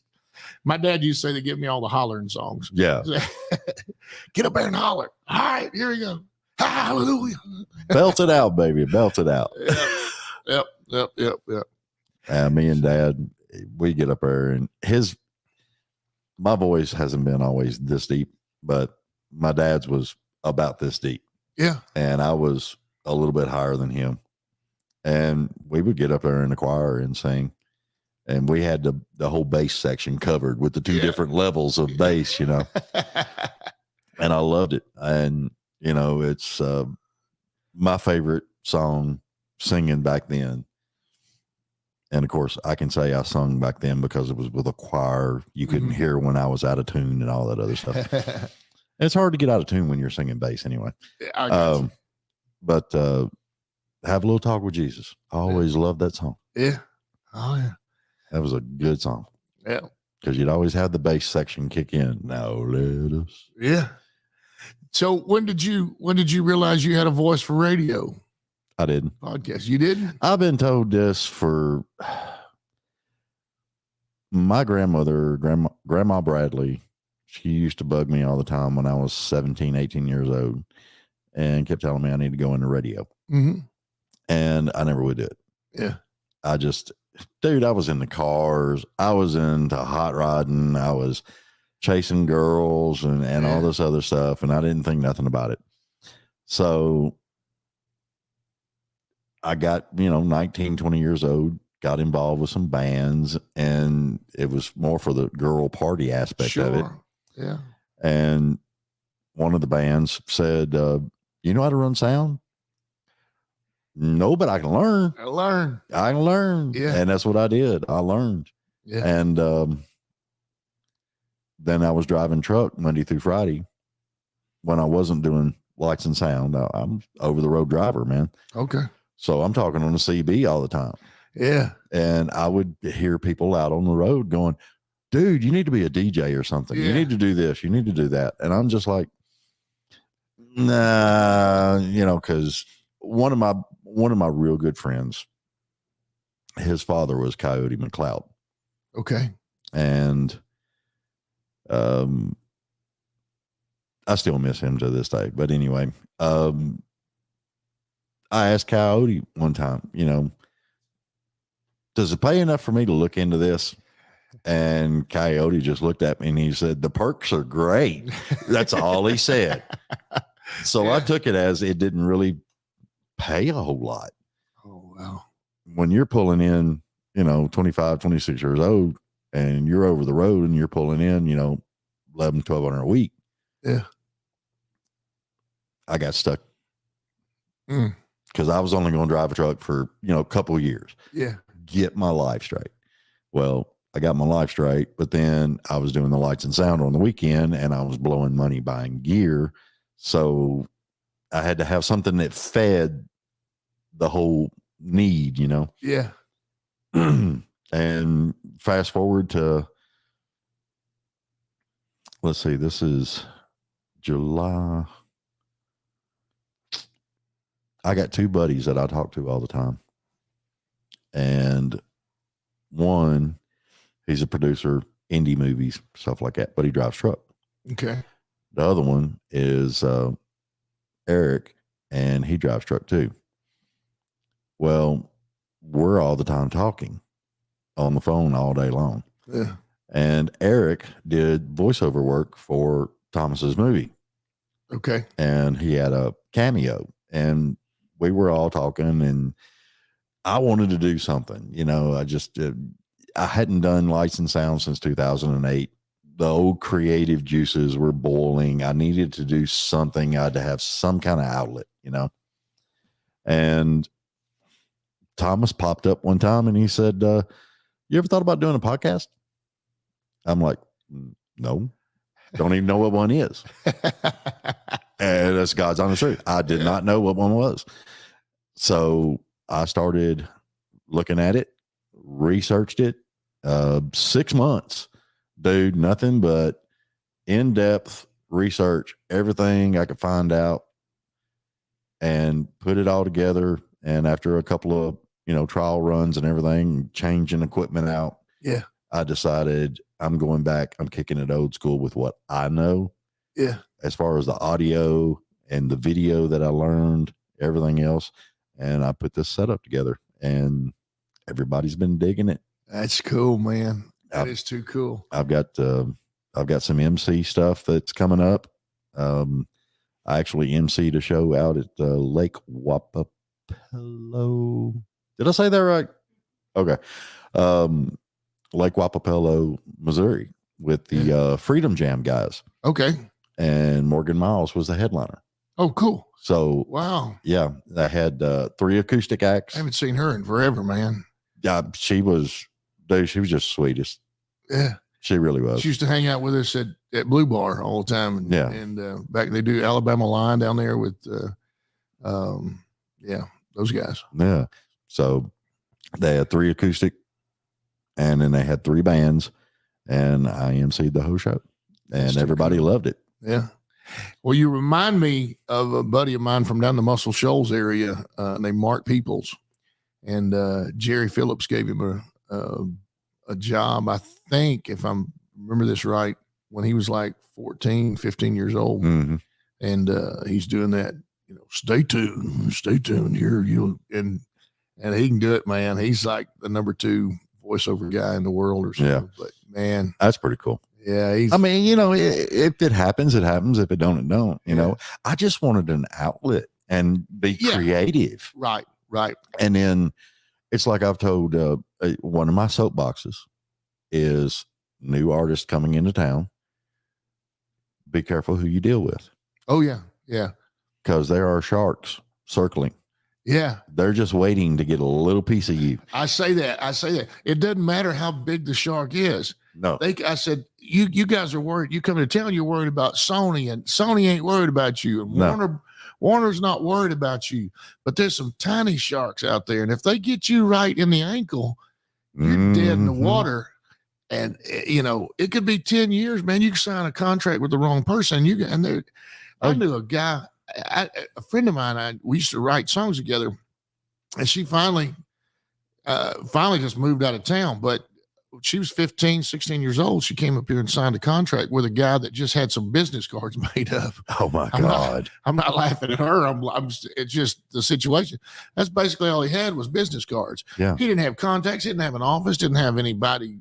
He didn't have nothing. No. But he had a contract, and he gave her a contract, and she signed it, and took him to court and everything. And he said, I got that girl for the next 9 years. He's already been a 10-year contract. Well, I mean, they're doing stuff also where you sign with them and you didn't read the fine print, or you didn't read this, or you didn't read that, or you didn't have a lawyer look at it. Mm-hmm. You just signed 100% of all your rights to every daggum song you just wrote. Right. And may write within the next 10 years. Yeah. And you got to be real careful about that. And it's like, I tell people all the time, look at that contract and keep this one thing in mind when you're reading it. There's things in that contract that you don't understand. But wait, there's more. That's right. And it's going to pop you. It's going to kick you.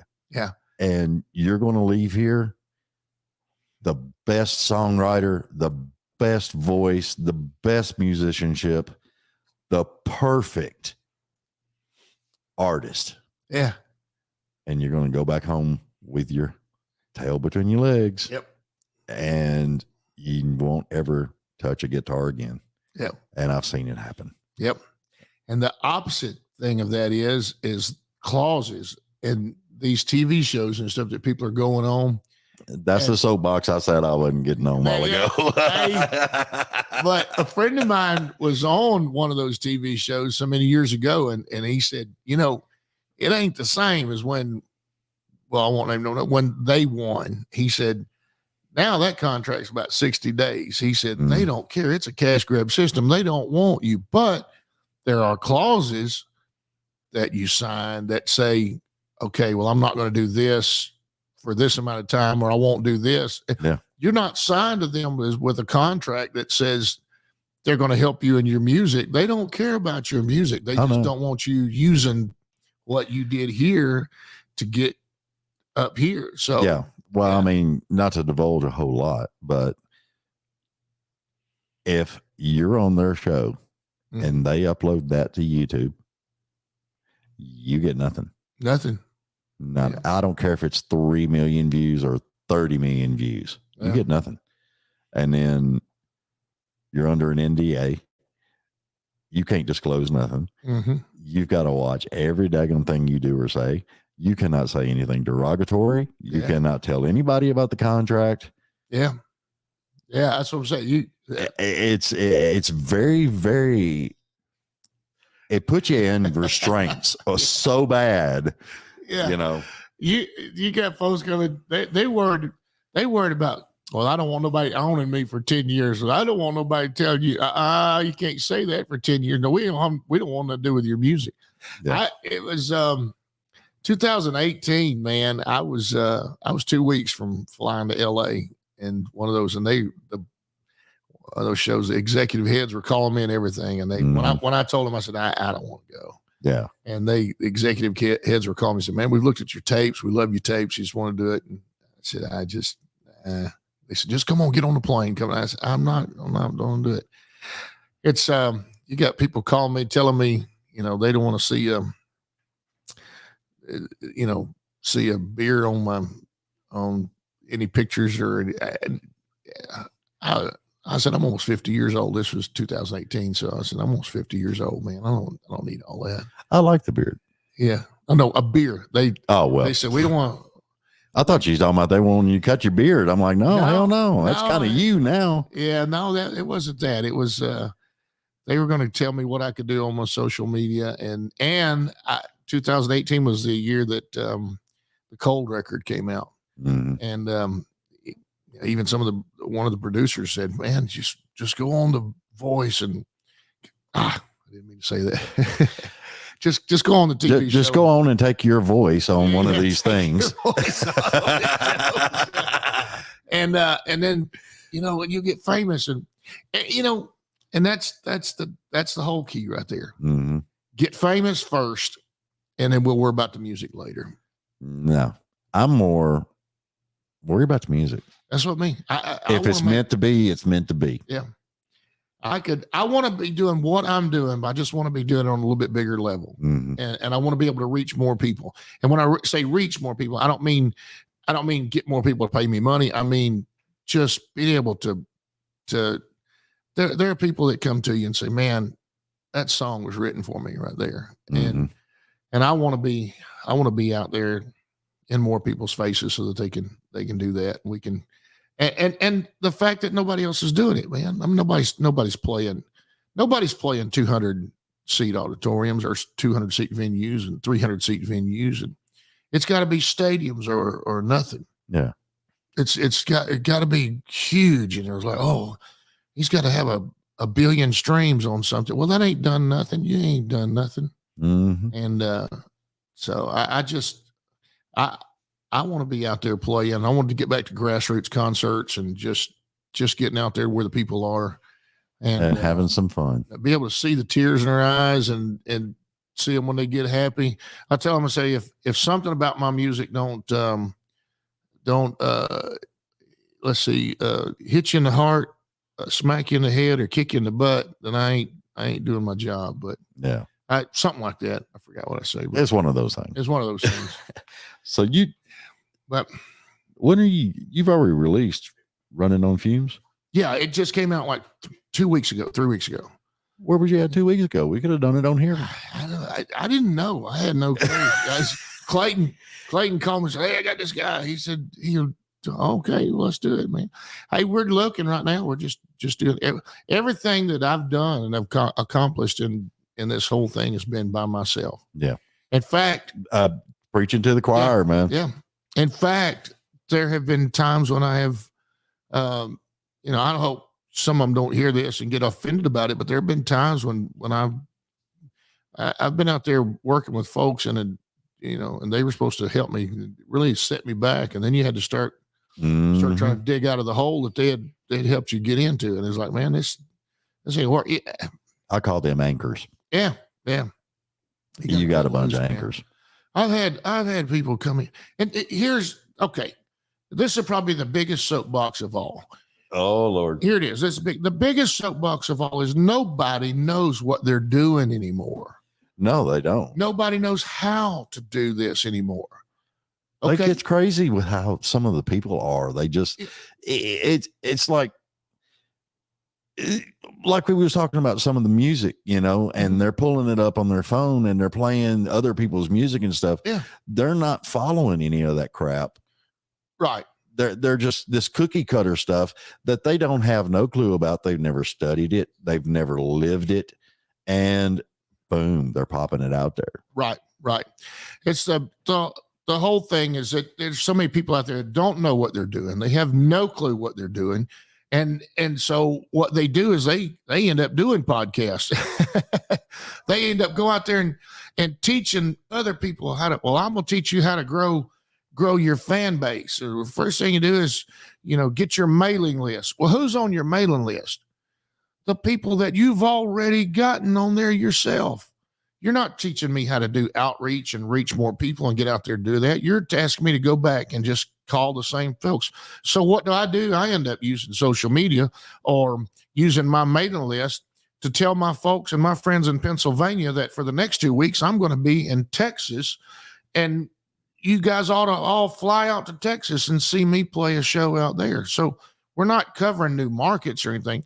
You got guys out there that, they were big time managers of Sister So-and-so. And, she's billions and billions. And I ain't gonna say no names on that one either, but, oh yeah, he was her first manager. Well, he wasn't her first manager, but the fact of the matter was they already had that stuff going. You came in as a figurehead and now you spend your life out there taking money from people, telling everybody how to grow from 500,000 followers to 530,000 followers. You ain't done nothing. Oh no. And they charge a big price for it. Exactly. And the next thing you know, they've tapped into robots. Yeah. And all these little fake names and everything else. Right. And then when people, and this is the way I feel, because if I see stuff like that, you just lost all credibility, dude. Mm-hmm. It's not going to happen. Yeah. And like when I was researching this stuff, I watched a lot of podcast things, but they never told you 100%. They always omitted certain things on certain shows. Yeah. Yeah. And I put 2 and 2 together. Mm-hmm. And you've got to. And a lot of people in the music industry, especially these new ones that are coming in, they need to do that also. Yeah. Take everything like a grain of salt. Yeah. And then figure it out and put it together. And it can just be, you'll have a hell of a thing going on then. Yeah. Yeah. That's crazy. I still believe it. People don't know what they're doing. We got to do this. You get that because it's trending. Here's a word, trending. Oh yeah. I love that word. You know what trending is? Trending is doing exactly the same thing that everybody else is doing and expecting to get to the top. It's like taking your needle out of this huge haystack and putting it into an even bigger haystack and expecting somebody to find you but you alone in your needle. And it's tons of other needles in there too. Oh yeah. And you sing you got to cover a song like Kurt Stapleton because billions of people are searching for Kurt Stapleton. How in the world are they going to find me if there's a billion other people? This is back in the 80s. Back in the 80s, I was listening to a symposium from the guys from Word and Sparrow, the gospel labels back in those days. Right. And one guy said, the truth is, he said, there are more Christian artists out right now than there are people in the world. Yeah. He said, everybody is trying to do this and everybody's doing this thing and everybody's trending and everybody's trying to be famous. We got people, we're making celebrities. People can't sing, but they look good, in a halter top or he looks good in a cowboy hat. Oh yeah. Yeah. And they can't sing. Here's another soapbox. I just saw today where somebody was complaining about not enough women in country music. And that may be true. I mean, some of my favorite artists are women in country music. Right. But I mean, really, I don't believe that though. Yeah. I really don't. Here's my deal. When I look at, oh boy, this is going to get me in so much trouble. I know. And I got friends out there, but I try to tell them, listen, when you are concentrating on your photos and the photo shoots and you're doing photos rather than writing and concentrating on putting on a good show and concentrating on your music, when you're worrying about your hair days and all that more than you're worried about your music, then that shows that you're really just going down the road of being a model rather than singing country music. Oh yeah. Or singing any kind of music. And so I'm going to get off of that and leave it alone because they'll be calling me up here real soon. I know it. All griping and complaining. You said it. If anybody's going to get it, it's going to be me. That's one thing, poor old Jason Aldean, he's like me out there. If an apple's going to fall out of a tree, it's going to hit me in the head. I guarantee. Oh yeah. So but the only thing I can say on some of that stuff though is, Milli Vanilli is pissed right now. Oh, I know it. I just saw something on them, and it's like, you know, Dave, you got bring them back, give them a second chance. And yeah, I mean, they had were really good. Dude, they had the moves, Yeah. they had everything, and girl, you know it's true. Yeah. Well, you know, you remember the old TV show Designing Women? Yeah, Yeah, I loved it. And Dixie Carter, they were talking. There's the episode where they were doing about the photographer that came in and talked about business women in Atlanta and making a calendar and all that stuff like that. Yep, I remember the exact episode. You know, and the guy comes in, and he's talking about women that have come from nothing, or they built big businesses and all this kind of stuff. And the guy's got her. She's setting up on this bicycle or something, and he says, "Now take those pearls and put them in your mouth." And she said, "All right, look, that's enough." Yeah. She said, "Let me tell you something." And she starts talking about her business and what she had done and how she had made that and brought it up to where it was. And she said, "Now, when you get Lee Iacocca sitting on a bicycle putting pearls in his mouth, and you come back here and talk to me. But right now, you know, it's baloney." And I really think it's back to the thing on our ladies that are out there pushing and trying to make it in country music is you just listen to some of the wrong people. Mm-hmm. You listen to some of the wrong people. You're concentrating on somebody is telling you to unbutton your shirt a little bit more, and that's what's going to get you some more people and more fans. And I think you just need to just sing, baby, sing a little bit. Just go out there and show them what you got, and kick, just romp and stomp and kick it. Oh yeah, and you know? and this is probably where I'll get in trouble. Well, hey, but I've got to say it. I mean, it's I've actually told several other people this. Trending. Yeah. We're back on trending. Okay. Every female singer out there doesn't need to wear the same freaking hat. I didn't say it. I'm just saying. I know we're going to come back for all the retracting, but No, we're live. We ain't retracting nothing. Come on, we're going to have to have a second. We got to get together again. Okay, look, what I was saying there, I wasn't. No, but you're right. Exactly right. And don't have to do that. And we got people out there that are famous for they hadn't done nothing. Well, we'll take it off that. Okay, this I'm gonna say this because there's a lot of people that watch a certain cowboy show. Sure. Guys, you don't need to look like Rip. Okay, that's what I'm saying. I'm so sick of seeing that. Yeah, it's like, okay, for one, you was born in Detroit. Yeah, you or New York or Chicago or something. When you come to Nashville, you don't have to look like Rip from Yellowstone. Yeah. Okay. Yeah. It's not going to get you women. It's not going to get you any action whatsoever. Yeah. And the people at Nashville are just going to laugh at your ass.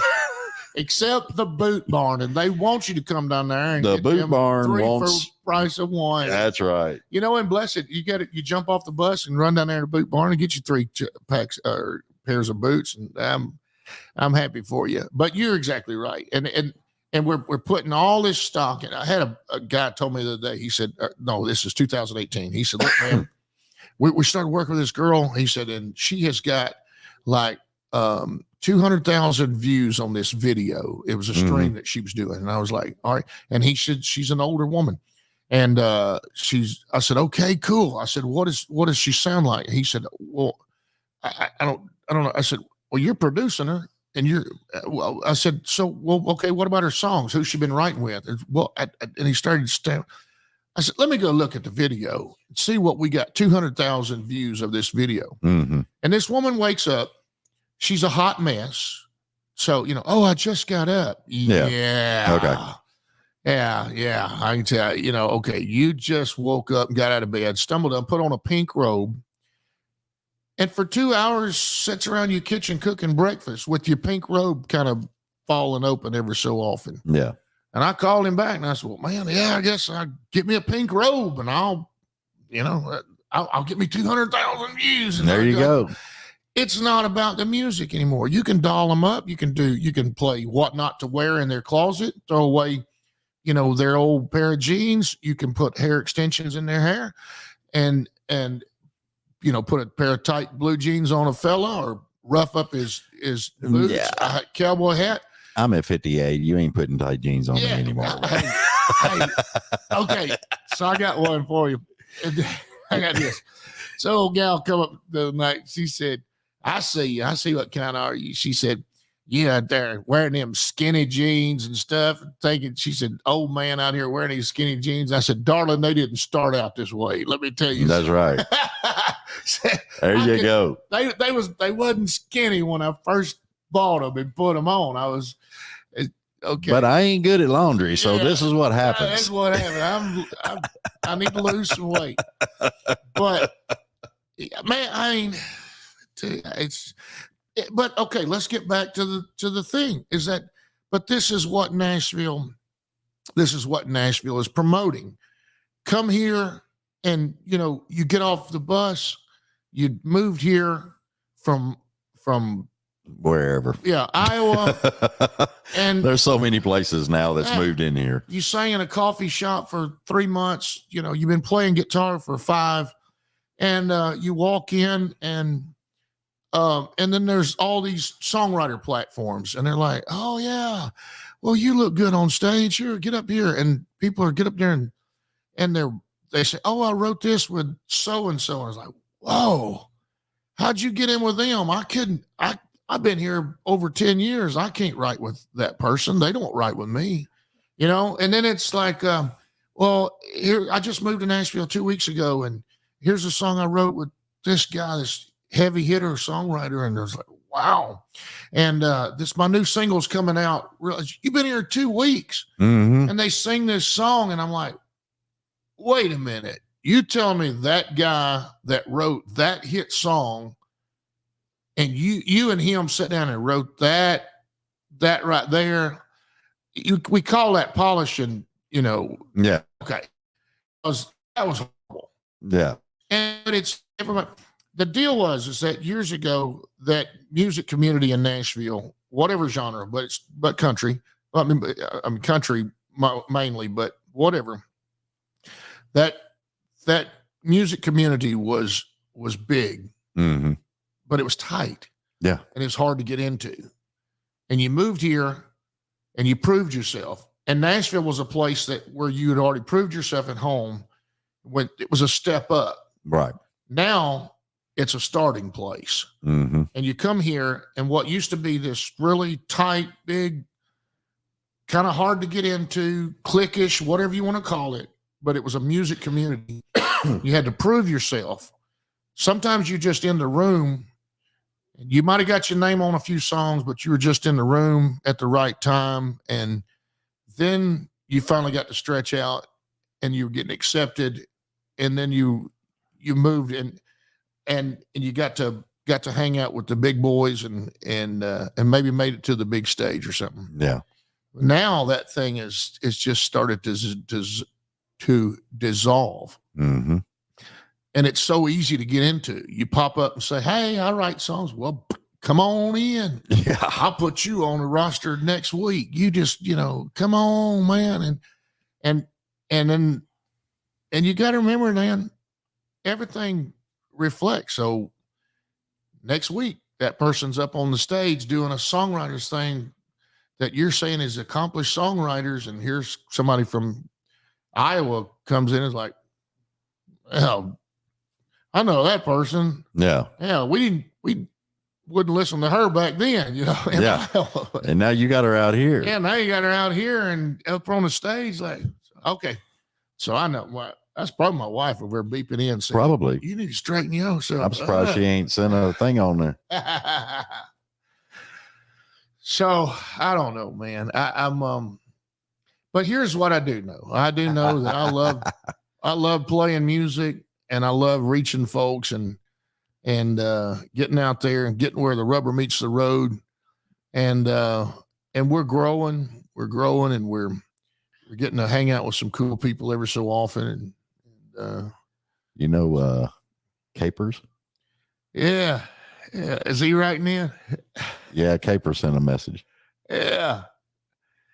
Authenticity cuts through all the BS. Let's see. And you can't fake it. I defy you to go to a J. Edwards show and not become a fan. It's impossible. He owes me money. Oh, No, there we go. no, Okay. no. Maybe I owe him money. I don't know. Yeah, he might text, where's my check? Yeah. You never know. That's good, folks, man. I mean, it's like I said, the people that are out there that are on social media. Let's go back to what we were talking about streaming earlier, and people saying, well, nobody's downloading or nobody's buying, so all they're doing is streaming. Mm-hmm. Well, I work that like I try to, like anybody else, and I watch my numbers go up on the streaming platforms, and I see the numbers go up a little bit. And I said, okay, cool. So got on a playlist or something. We're getting some traction. That sounds good. When those numbers go up, I look over here at my downloads, and my downloads are going up. Mm-hmm. So people are downloading. And then not long after that, I get a message through my website and through the email comes to me, and a guy says, hey, man, I did not know who you were, but I found you on a friend's playlist. Yeah. And I listened to your stuff, and then I went and downloaded it. So I bought all your stuff. And I want to know, when are you coming within 10 hours of my hometown of Dubuque? Because I'm going to drive 10 hours to see every concert when you come to my area. Dude, that's a hell of a compliment right there. So it is happening. You can't say that it's not. Maybe it's not, I don't mean to sound mean, but again, bring back the Gong Show. Maybe somebody say, hey, man, just, okay. Look, I'll host it. Yeah, hey, I will too. And oh man, you can hate me like you hated Simon Cowell, or anybody else. But I mean, it's time folks start telling the truth. Poor little old lady told me the other day, we were doing this songwriter symposium, and she said, well, people don't release albums anymore because people's attention spans are. I was like, you know what that is? That's a Nashville excuse. Mm-hmm. That's so that they didn't have to tell you. They didn't have to say, look, I didn't want to be the one to tell you, but your songs aren't good. Yeah. And your singing is okay, but there's some out there that are way better than you. Yeah. And I know that you can do this and you can go and have a good time singing and playing, but as far as your albums, and we don't see where you're going to be selling no, multi-platinum. Yeah, you're not going to be that with what you've got right now. Maybe you want to do it. But instead, folks have said, oh, you know what? You ought to just go singles and let me produce this for you, and I'll do that. And you spend $1,000 here and you spend $10,000 there. And then, and it's like, well, that didn't test very well with our group in Montana. Okay. Well, I love the group testing. Oh, so it's another Nashville excuse. And to where that I've heard the same thing. I had a lady I was supposed to be doing a demo for, and this is one reason why I quit singing demos for people. I had to stop. I said, look, not doing it. People would give me the worst songs ever and say, whoa, you made that sound great. You need to go make a hit out of that. And I said, I wouldn't be caught dead in my shower singing that song. Yeah. I'm telling you, it's just not a good song. And a lady called me and I was through another producer of hers. I was doing the demo, just the vocal part. And I sang it, and she came back, and there was this word. The word was guy, like some guy.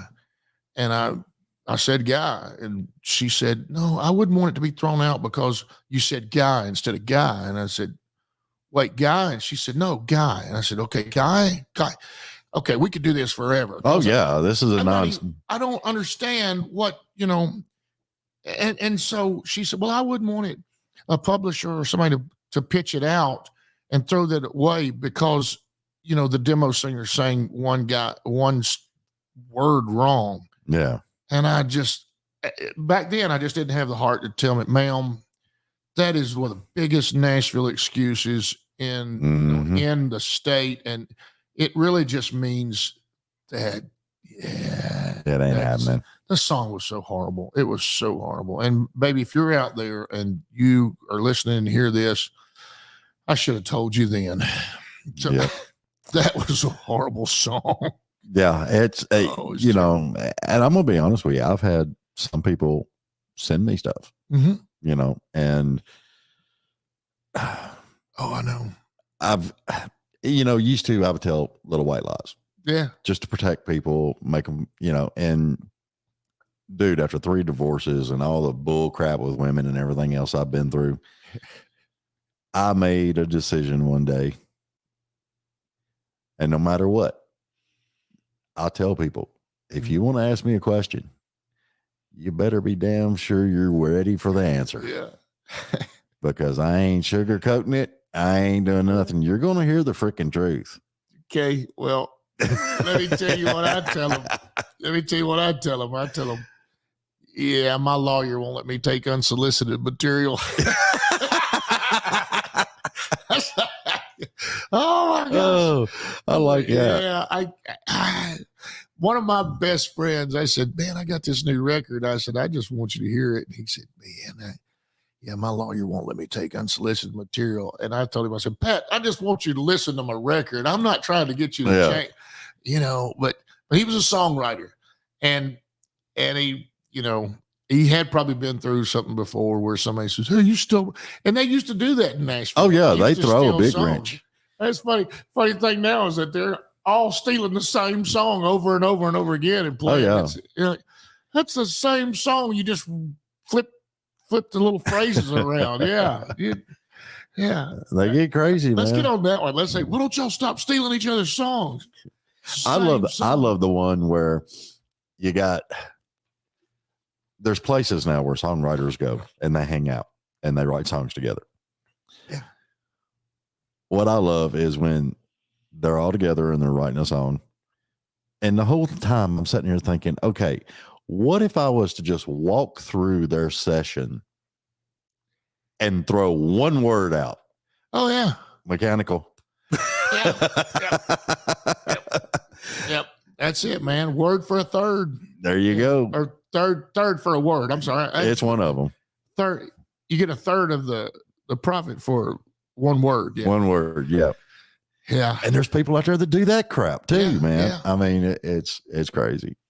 I've had guys and on songwriting stuff. That's the funniest thing is I've had guys that have been they were just really good at a couple of one-liners. Mm-hmm. And then there was one guy that he was very well respected. I counted up. He was on like 70 something different hit records. And we'd get in a room and he would say something. And I'd be like, whoa, man, that is great. And the next thing out of his mouth, I would say, what planet did you just run to? You just laid out the greatest line ever. And that next one, and the thing was, he'd get stuck on that one. He'd say, no, man, I feel like you just took off to Mars on that, man. That ain't got nothing to do with this right here. Yeah. So yeah, that's like Coley. I mean, dude, he helped put a lot of stuff together on my website. Okay. My daughter done some and he did some. And Coley's one of those guys. You can call him and you can describe something to him. Mm-hmm. Give him 5 minutes and he will come back with, oh yeah, all laid out, beautifully written, just everything right there. Yeah. And I'm just like, I marvel at that, is how can you do that, Yeah. And it's the same way with songwriters. A lot of the best songs out there, I've sat and I've been like, dude, Yeah. that's like some Led Zeppelin stuff. You listen to it, it's all over the freaking place, but damn, it worked. Yeah. Yeah. Well, man, I totally agree. One of the best Bobby Pinson songs that was never cut by Toby Keith or Sugarland was "Don't Ask Me How I Know," Mm-hmm. and it did get cut a couple of times, but never like it should have. But Yeah. man, I mean, that just my first time my wife heard that, she was like, "Oh, that big boy's amazing right there," you know. Mhm. And he was just probably drunk and croaking, tearing, but it's just amazing song. So Oh yeah, it's I love that crazy. stuff, man. But All right, we got to get to some real good stuff here. Yeah, because yeah. we've rambled. We have rambled for 2 hours. Yeah, I tell folks to say I love to play music and sing, and I love to talk, and I have to be careful because sometimes I'll talk more and I'll play and sing music. No, we can sit here and talk all night. I mean, it's eventually we're going to have to cook dinner or do something. You know? Hey, y'all hold on, man. I'm going to go throw these dumplings over in that pot. Yeah. Don't get her started. Oh, yeah. All right. So 2019, you released the album Cold. Yeah, it came in at the end of 2018, but yeah, we stuck to 2019. How many songs were on that one? That was 11. Okay. Mm-hmm. And then 2023, just a couple of weeks ago, you released Running on Fumes. Right. Which Now, I love that title. Yeah, and there's a great song on there that I wrote with Brian Ray and my daughter Cricket Davis. It's a title cut, "Run on Fumes," and I do a duet with Kaylee Bishop. She's going to be with us on the 3rd. So it's her opening. Well, Clayton and Randy are opening at the Mockingbird, and then Kaylee, and then Keith Burns, and then me, and then we come back, all of us together, and sing some songs and just kind of jam for just a couple of minutes and go out. Oh, well, I'm going to find out because I'm going to be there. Oh, cool. Yeah. Because we got you, man. I got ideas. So anyway, but that came out. We just got finished with it. I'll tell you what I did, and real quick, run this down. So 2020, I wanted to put an album out. So 2019, 2020, I'm just going to keep this thing going. But we were locked down, couldn't do a lot of getting out and going to different studios. So I did another album called Average Guy, had 17 songs on it. Right. And I put it, and then I sent the stems out, had them mixed, and it came back, had a kind of an old 70s mix on it. But it kind of felt rushed. Everything just felt rushed on right. it. But now some of the songs on it were some of the ones that I know that get some most reactions when I play them for people. Right. And so I got a song on there called "I Don't Want to Know." If he tells you he's leaving, I don't want to know. And man, it's just, I'll tell you a story about that and Lori Morgan one time. That's really cool. But we put that out in 2020, and we just kept listening to it until just about 6 months ago. And my wife and I talked it over, and she said, just redo the thing. Mm-hmm. Just redo it. Keep it raw, keep it simple, but redo it. And it's band, full band thing. But I did almost all the instruments on it and everything. And I probably will again, but we're just gonna change a little bit. So I took it down, and then we came out with this one, but I've been working on this one since 2020, or even since 2019. I'm so far behind on recording my songs right now and getting them out there to people. I go to concerts and shows, and I can play on Broadway, and this sounds facetious, but it's not. I'm just telling you the way it is. I can play on Broadway or play a show, play a 3-hour, 4-hour show. And when I've got friends there and I get done, they say, "You know what? You didn't play." And it's like, dude, come on. Like, you know what? Why didn't you holler? You could have put $5 in the bucket. I'd have played it for you. And you know what? And I do. I got folks. This last weekend we were playing, and I got a buddy of mine. He got to feeling real good early in the show, and I hope you got so and so on the set list. Well, I do. Let's do that right now. And he called him out all night long, and I played him for him. If he'd say, "Hey, awesome. Play that one. It sounds like a Bob Seger song." All right, let's do it, boy. We went. And it was one of our local little joints, so it was a lot of fun to play. But anyway. you're playing August 3rd at the Mockingbird over in Franklin. Yeah. So I mean that's a nice little venue. That is a great venue. I don't know why. Back to the thing. I don't know why They're not more middle tier people. 125 to 150 seat auditorium, 150 standing, but it's a great little theater and those high rise seats, and it sounds good. It looks good. I don't know why there's not more people playing there. I have no clue. Yeah. I know Mark Ali, his new band that he started up, that was their first show that they did there at the Mockingbird, and that was the Pink Floyd tribute band. Domine. Am I saying that right? I always say it wrong, so I've been practicing. Domain. Mark, I'm sorry, dude. But anyway. Man. But yeah, they're playing in Franklin again over at the Franklin Theater. So I'm gonna be over there. Yeah, Franklin Theater. I've never played it, but they've done so much work and open these things up. We talked about the Troubadour earlier. Yeah. Man, people ought to be playing. Oh, I don't know if you know this though, but Rodney and them just opened up into that next side with that Music City Bar and Grill. Right there. They cleaned it up a couple of years ago and took the smoking out and everything. Yeah. And well, now they've taken that wall out, so it's like twice the size, and I didn't know that. God, last time I was down there was a month and a half, 2 months ago, maybe. Yeah. Okay. I can't remember. Yeah. Well, it was, and the stage is still there, and it's actually, you can kind of sit behind the stage. There's a little bit of an area there, and bar goes on back around. There's a bar on that side too. Yeah. And but anyway, we ought to be playing these places. We ought to be playing the Troubadour, and Keith Burns from Trick Pony playing with us, and that joker can put on a show. Man, he's just. Oh, I can't wait. Man, I want to see it all. We take bets on how long it's going to go about for him to get out there and do the Jesus pose, out there on the edge of the stage, throw his hands out. It's like, I give him a minute and a half, boy. But he can talk and he can put on the show and he sings. He's got great songs, man.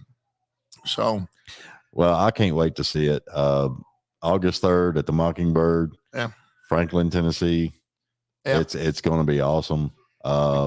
Just got the word too, and got this finalized. It's on the 25th in Dixon. We've been going out to Dixon, Tennessee, and playing out there, and it's right on Main Street, little event center, events on Main, and hold about 200 people, and another venue. Yeah, just great little place to play. And so me, Cody Purvis, and Kenzie Coppin, man. I mean, Cody's great too, but Kenzie's awesome. So I'll be there. I'm gonna hang out because man, you've had so much fun talking on this daggone thing, man. I mean, that's why I like you make new friends. Yeah, it's awesome. But that's cool. There is a special request. From you or from somebody on social media? From actually the girl that helps me out on everything, Julie. Okay. I don't know what it is. You have to tell me. She wants to know, and she put it in the notes. Julie? Oh, you got me. Julie put it in the notes. Oh, man. My wife's out there listening, right? Okay. And Julie said in the notes, this is how I'm supposed to say it. Okay. She even went that far as to tell me how I was supposed to say it. Oh, I'm scared to death, baby. Yeah. She wanted to let you know that my assistant's favorite song of yours is Dancing with Someone New. Oh, man. Awesome. Do you know who I wrote that with?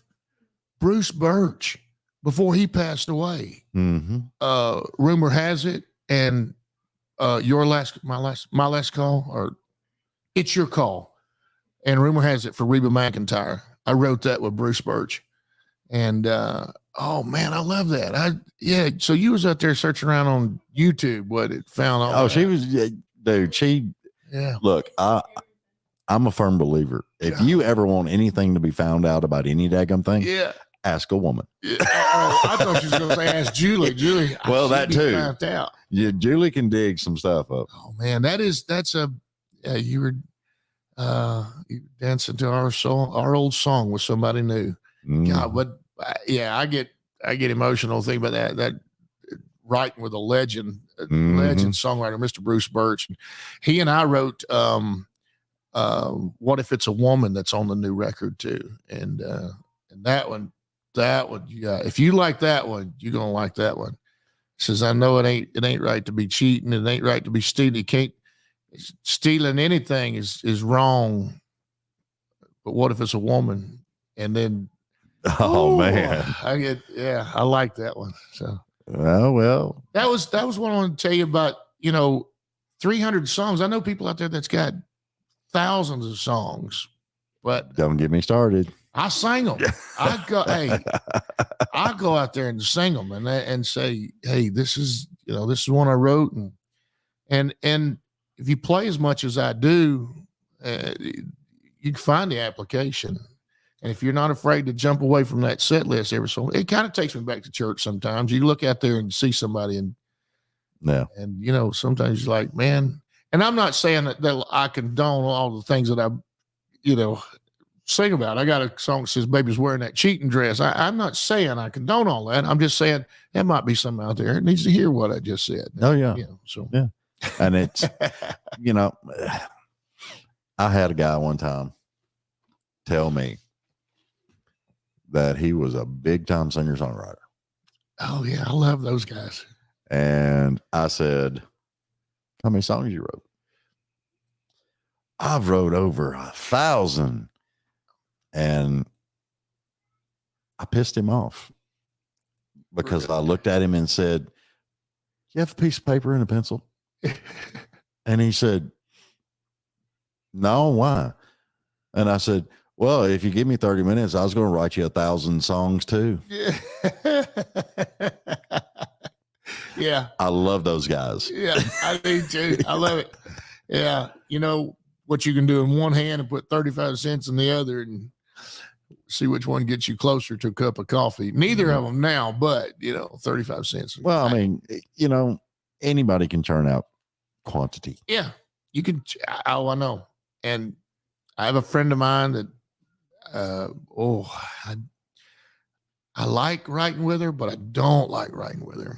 And I got some other friends that I don't write with them anymore because we got to dumb it down. And then it just, I'm not just throwing lyrics out there just to be filling up spaces. I don't like dumbed down stuff. No. Mm. My process is usually whether we start with lyrics first or melody or whatever, or a groove or a phrase. But I write and I just write all my stuff down in different order. And I usually have to put a number on one side of the paper. I write and I do a number to say, okay, sing this one first, that part second, and this third, and whatever. And then I flip it over and I start writing them in order.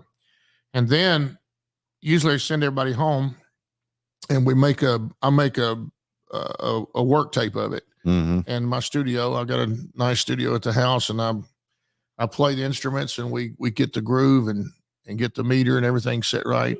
And then I sit down and I type it up. I type up the words and I go through there and I type the words with spaces in it and go back with a pencil so that I can say, okay, I might have used this word twice. And I go back and I tweak and tweak and tweak. When I came to town, again, that was all about the rewrite. Oh yeah. Yeah. And, but I got buddies of mine that they about 20, 30 minutes, maybe an hour on a song. And, hey, good, that's written. They take off and they can remember all the lyrics they said. I can't remember. It takes me months to get those memory, committed to memory. And oh yeah, but they run out there and they sing them songs. I was like, man, I want this to be the best it can be. I want it to be the best it can be. Yep. So I've only written 300 and something, but usually. Yeah, but what I've heard, yeah, there's quality in that 300. Man. Well, thank you. That's I like. Okay, I'm not gonna lie. I'm dying for you to just play one song because we got to get out of here. Oh man, we got dinner to cook. Your wife's gonna beat your butt for being out this long. Yeah, tell her. I'm surprised she ain't sent a message. Tell him to come home. She probably has. Yeah, I'm just probably not seeing it. I don't know. So, well, man, yeah, give me a second here. Grab up old Cole Clark. Pull a microphone over to There you go. Give me a little bit of a level on that. All right, let me tighten this up so we don't. Put it where you want it. All right. I like people to be comfortable. Okay. Let's see. I think I can do that right here.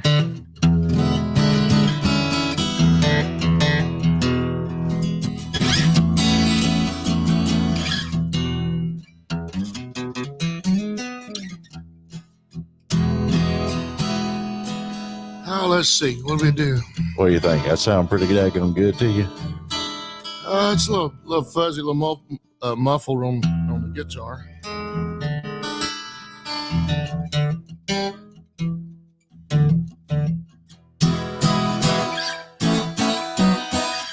I think we can do it. Oh, let's see. Here's this one I wrote with Barrett Baber, and just a fun little song, you know.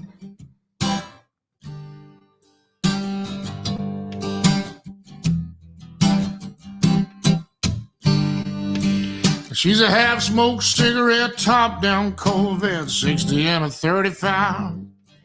She's a headlong, lovey, strong, haggard song playing in an all-night dive. She's fast and loose, a shot 100 proof, kind of make you see double. She's a wrecking machine, she'll try anything, and she's my kind of trouble. Oh, I'll come back every time.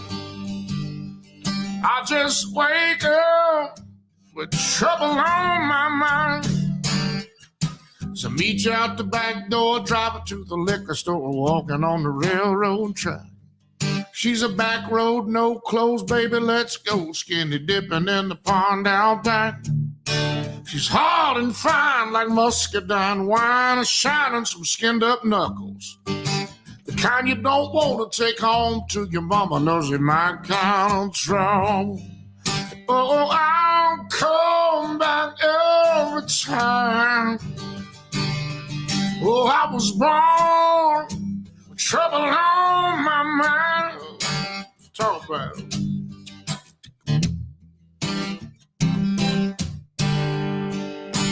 I'll come back every time.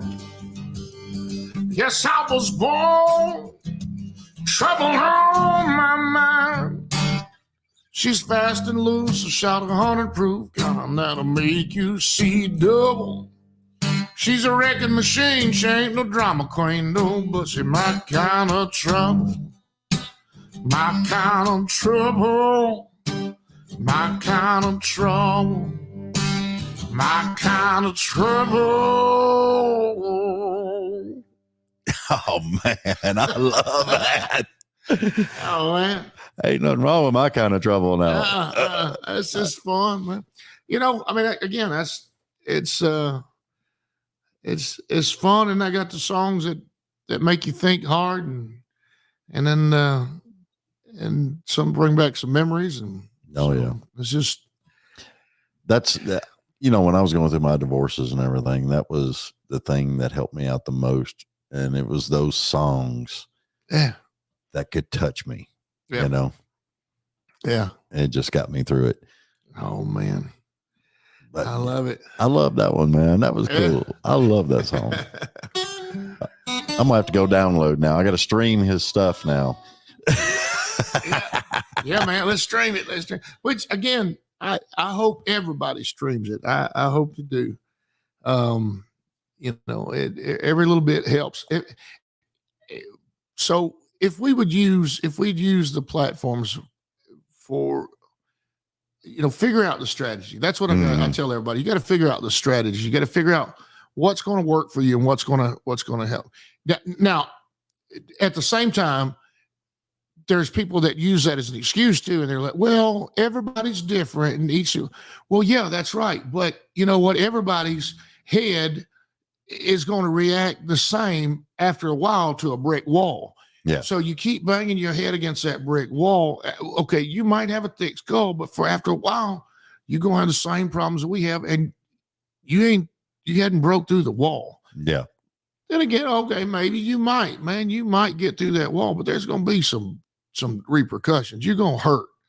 And so if something is not working, if there's a platform there that everybody's chasing and running down and everybody's participating in that, but they're not getting anywhere, then, it's time to move to something else. Oh yeah, and definitely. So, and the same's been said about me. My only deal is that I've never really pulled it off completely like the way we need to do it. And what I say is we go out there, we play shows. I mean, if we got to play in somebody's backyard or whatever, we go out there and play and we promote, get back to an old way of reaching out. If you're going to use conventional media, radio and television or newspaper, use that for what you can and get the word out there. Somebody's still looking at that. Oh yeah, definitely. The problem with a lot of these platforms is that there's no outreach to it. It's all, again, who are you talking to? Who you sending messages to? Who unless you spend money with Facebook, you can put out a picture of you holding a cat and reach 1,000 people. You put out you put out a picture of you playing a show in Columbus, Ohio, and you got 3 people in Texas say, hey man, I just got your, but they're the only 3 people that got your notification that it's like, well, it didn't reach anybody in Columbus, Ohio. So yeah, my daughter keeps telling me, because she's got 2 cats. Yeah. I think you've seen them. Yeah. But she keeps telling me, put one cat in this chair and one cat over there in another chair, and my show would blow up, and I'm just like, somewhere down at the bottom, put, a cat playing a guitar, down here at the bottom said David Bradley show. Yeah. Down here, oh, did you see them 2 cats? No, I saw David Bradley show. But you almost have to do that. You almost have to do that. And it's just, I hate to be down on it and sound so negative all the time. My wife says, I can't hardly stand around you being negative. And I said, it's not that I'm being negative. I'm just trying to draw some attention to this thing. Mm-hmm. And I'm not going to chase this carrot on a stick around and around. And all it's doing is putting money in somebody else's pockets and taking money from everybody else. And people are foolish for spending this much money on junk that's never should have been out there in the first place. Yeah, okay, that's true. All right. Anyway, I'll get off. I'm done. I'm off of that. Yeah, we're off of that. Yeah. We're going to get out of here. Where can everybody find you? Man, the website is jedwardsmusic.net. And yeah, it looks like Jedwards, but it's J, just the letter J, no period. I didn't even think about that. No Jay. And I told Julie earlier, I said, come to find out, that's 2 little old sissy boys over in England that they were Jedwards. And my friends in the UK was like, dude, you got to change this. And you don't want to be associated with them. And they're celebrities for no reason, Yeah. And, there's a bunch of them. jedwardsmusic.net or .com. I got both of those. You got Facebook and you got all the buttons. If you need a landing page or just somewhere to start, you just go to jedwardsmusic.net, jedwardsmusic.com, one of those, and there'll be those buttons everywhere. Spotify's there, the Apple Music, it all ends up and show you right there. And they'll be able to come and listen to stream your stuff. Yeah. I'm even on Twitter, but all I do is check and see what Jason Isbell's been saying. So yeah, well, you know. All right, y'all. August 3rd, Mockingbird Theater in Franklin, Tennessee. Come down, check out Mr. J. Edwards. And who else was going with you? I know Clayton Q. And Randy. And then Kaylee Bishop. Randy is Clayton's guitar player. Yeah. So the 2 of them. Kaylee Bishop is the one that does the duet with me on Running on Fumes. Right. and so she'll be there, and then Keith Burns from Trick Pony, Okay. So Keith will be there, and then my band will be playing. And what I try to do is we all play and do our deal, and then the last few minutes we all come back out, and I got a song or two that I want them to join with me, and it's just come on. I got a song I wrote with Rick Tigard called "Shine On." That's just a great old Leonard Skinner type song, and it's just one of those you put at the end of the night, and everybody wants to hold their phones up since we don't have lighters anymore. Just hold it. No, I still got my lighter. Yeah. Everybody's vaping and using their phone. Yeah. But we come together at the end and just kick around. So, and see, I love the old timey jams. Yeah. I love that. Yeah. And I think a lot of people don't do that anymore. No, they need to get it back. No. See, I'm giving you ideas here. Oh, I got the ideas. Man, see, all right, now we're gonna quit after this. But I just did a show this last weekend at the local. Mm-hmm. It's been good to us. We love the local, and that's great. Right after us was Organic Country, Kevin Denning, and LD, and Joe Spivey, mm-hmm. and Bruce, still get guitar player for Garth Brooks, right? Cotton, and Hoot. And all them up there, and Kevin's written all them amazing George Strait songs and other songs, and they just are amazing. And that's who ought to be playing the concerts and shows and stuff in Nashville. Is that you ought to be able to go down there like you used to go see at Third and Lindsley on Monday nights and see the was it Time Jumpers, or was it? I can't remember exactly what it was called. Yeah. Steel Drivers was Stapleton, and the Time Jumpers was Vince, and Joe Spivey and all those guys that played on those songs. Joe Spivey played all the fiddle for John Anderson songs. Mm-hmm. That Seminole Wind and stuff. Oh man, they just did it the other night, and a whole bunch of them singing it. It's amazing. They ought to be playing. They ought to be playing somewhere. Well, see, that's what I love. 6 nights a week. John Anderson was a singer-songwriter for years, and then he just. That one album and Seminole Wind and all that, dude. Yeah. And same way with Steve Earle. Yeah. Copperhead Road. Yep. It was like everything just came together at that one point, and we're just going to go for another 2 hours, aren't we? No. Dude, I've enjoyed it, man. I've had a great time. I've had a blast. We are definitely going to do this again, and I will definitely be down there August 3rd and hang out. And, everybody, if you're out in the area, August 3rd, Mockingbird Theater, Franklin, Tennessee, y'all come out and see Mr. J. Edwards. Yeah. You are going to love it. And I liked your voice before, but hearing it live here, dude, you have got a real iconic voice. Oh, thank you. Thank you so much. Here's the flowers. We just got to get out there and reach some more people, man. That's the thing. Well, that's what I'm all about. That's what I love doing. Let's do it together. There we go.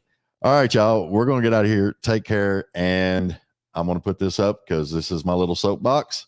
Y'all check it out. It says like, share, follow, subscribe. Y'all know by now my soapbox is very simple. It's a point and a click. It doesn't cost you anything. Except maybe moving the mouse over just a little bit to the right and hit subscribe. Now I'm going to tell you what it does. It improves their numbers. It improves their followers' numbers. It improves their subscriber numbers. When people are looking at booking people to come into these clubs or these venues, that is the first thing they ask. How many followers you got? Right. How many subscribers you got? If you ain't got enough, they won't even listen to your music. Right. They'll just tell you, bye-bye. Thanks for your application. I'm sure a lot of y'all know that. So it's very simple. Like, share, follow, subscribe, help everybody out, help me out. Go to their merch pages. I'm telling you, Dustin Spears hit it on the head when he said he was 2 t-shirts away on a merch sale from making it to the next town, to the next show. Yeah. You don't realize how much that happens. All costs have went up. Touring costs have went up. Fuel's gone up. Everything's gone up, guys. You want these people to come to your town, hang out, buy their merch, like, follow, share, subscribe. Go to their pages. You can go to a lot of their merch pages on there, their websites, all kinds of things you can do to help these people out. You can help me out. I've actually got supporter of the show and a bunch of other things that y'all can do to help me just cover some cost of what I go through just trying to put on a good show for y'all. So anyway, we appreciate everybody. Thank you for listening to us. Mr. Edwards, it's been a blast, sir, and we're going to get out of here. Much. Thank you, man. All right, brother. We'll see you soon. I hope so. Peace out. Love ya. See ya. Bye.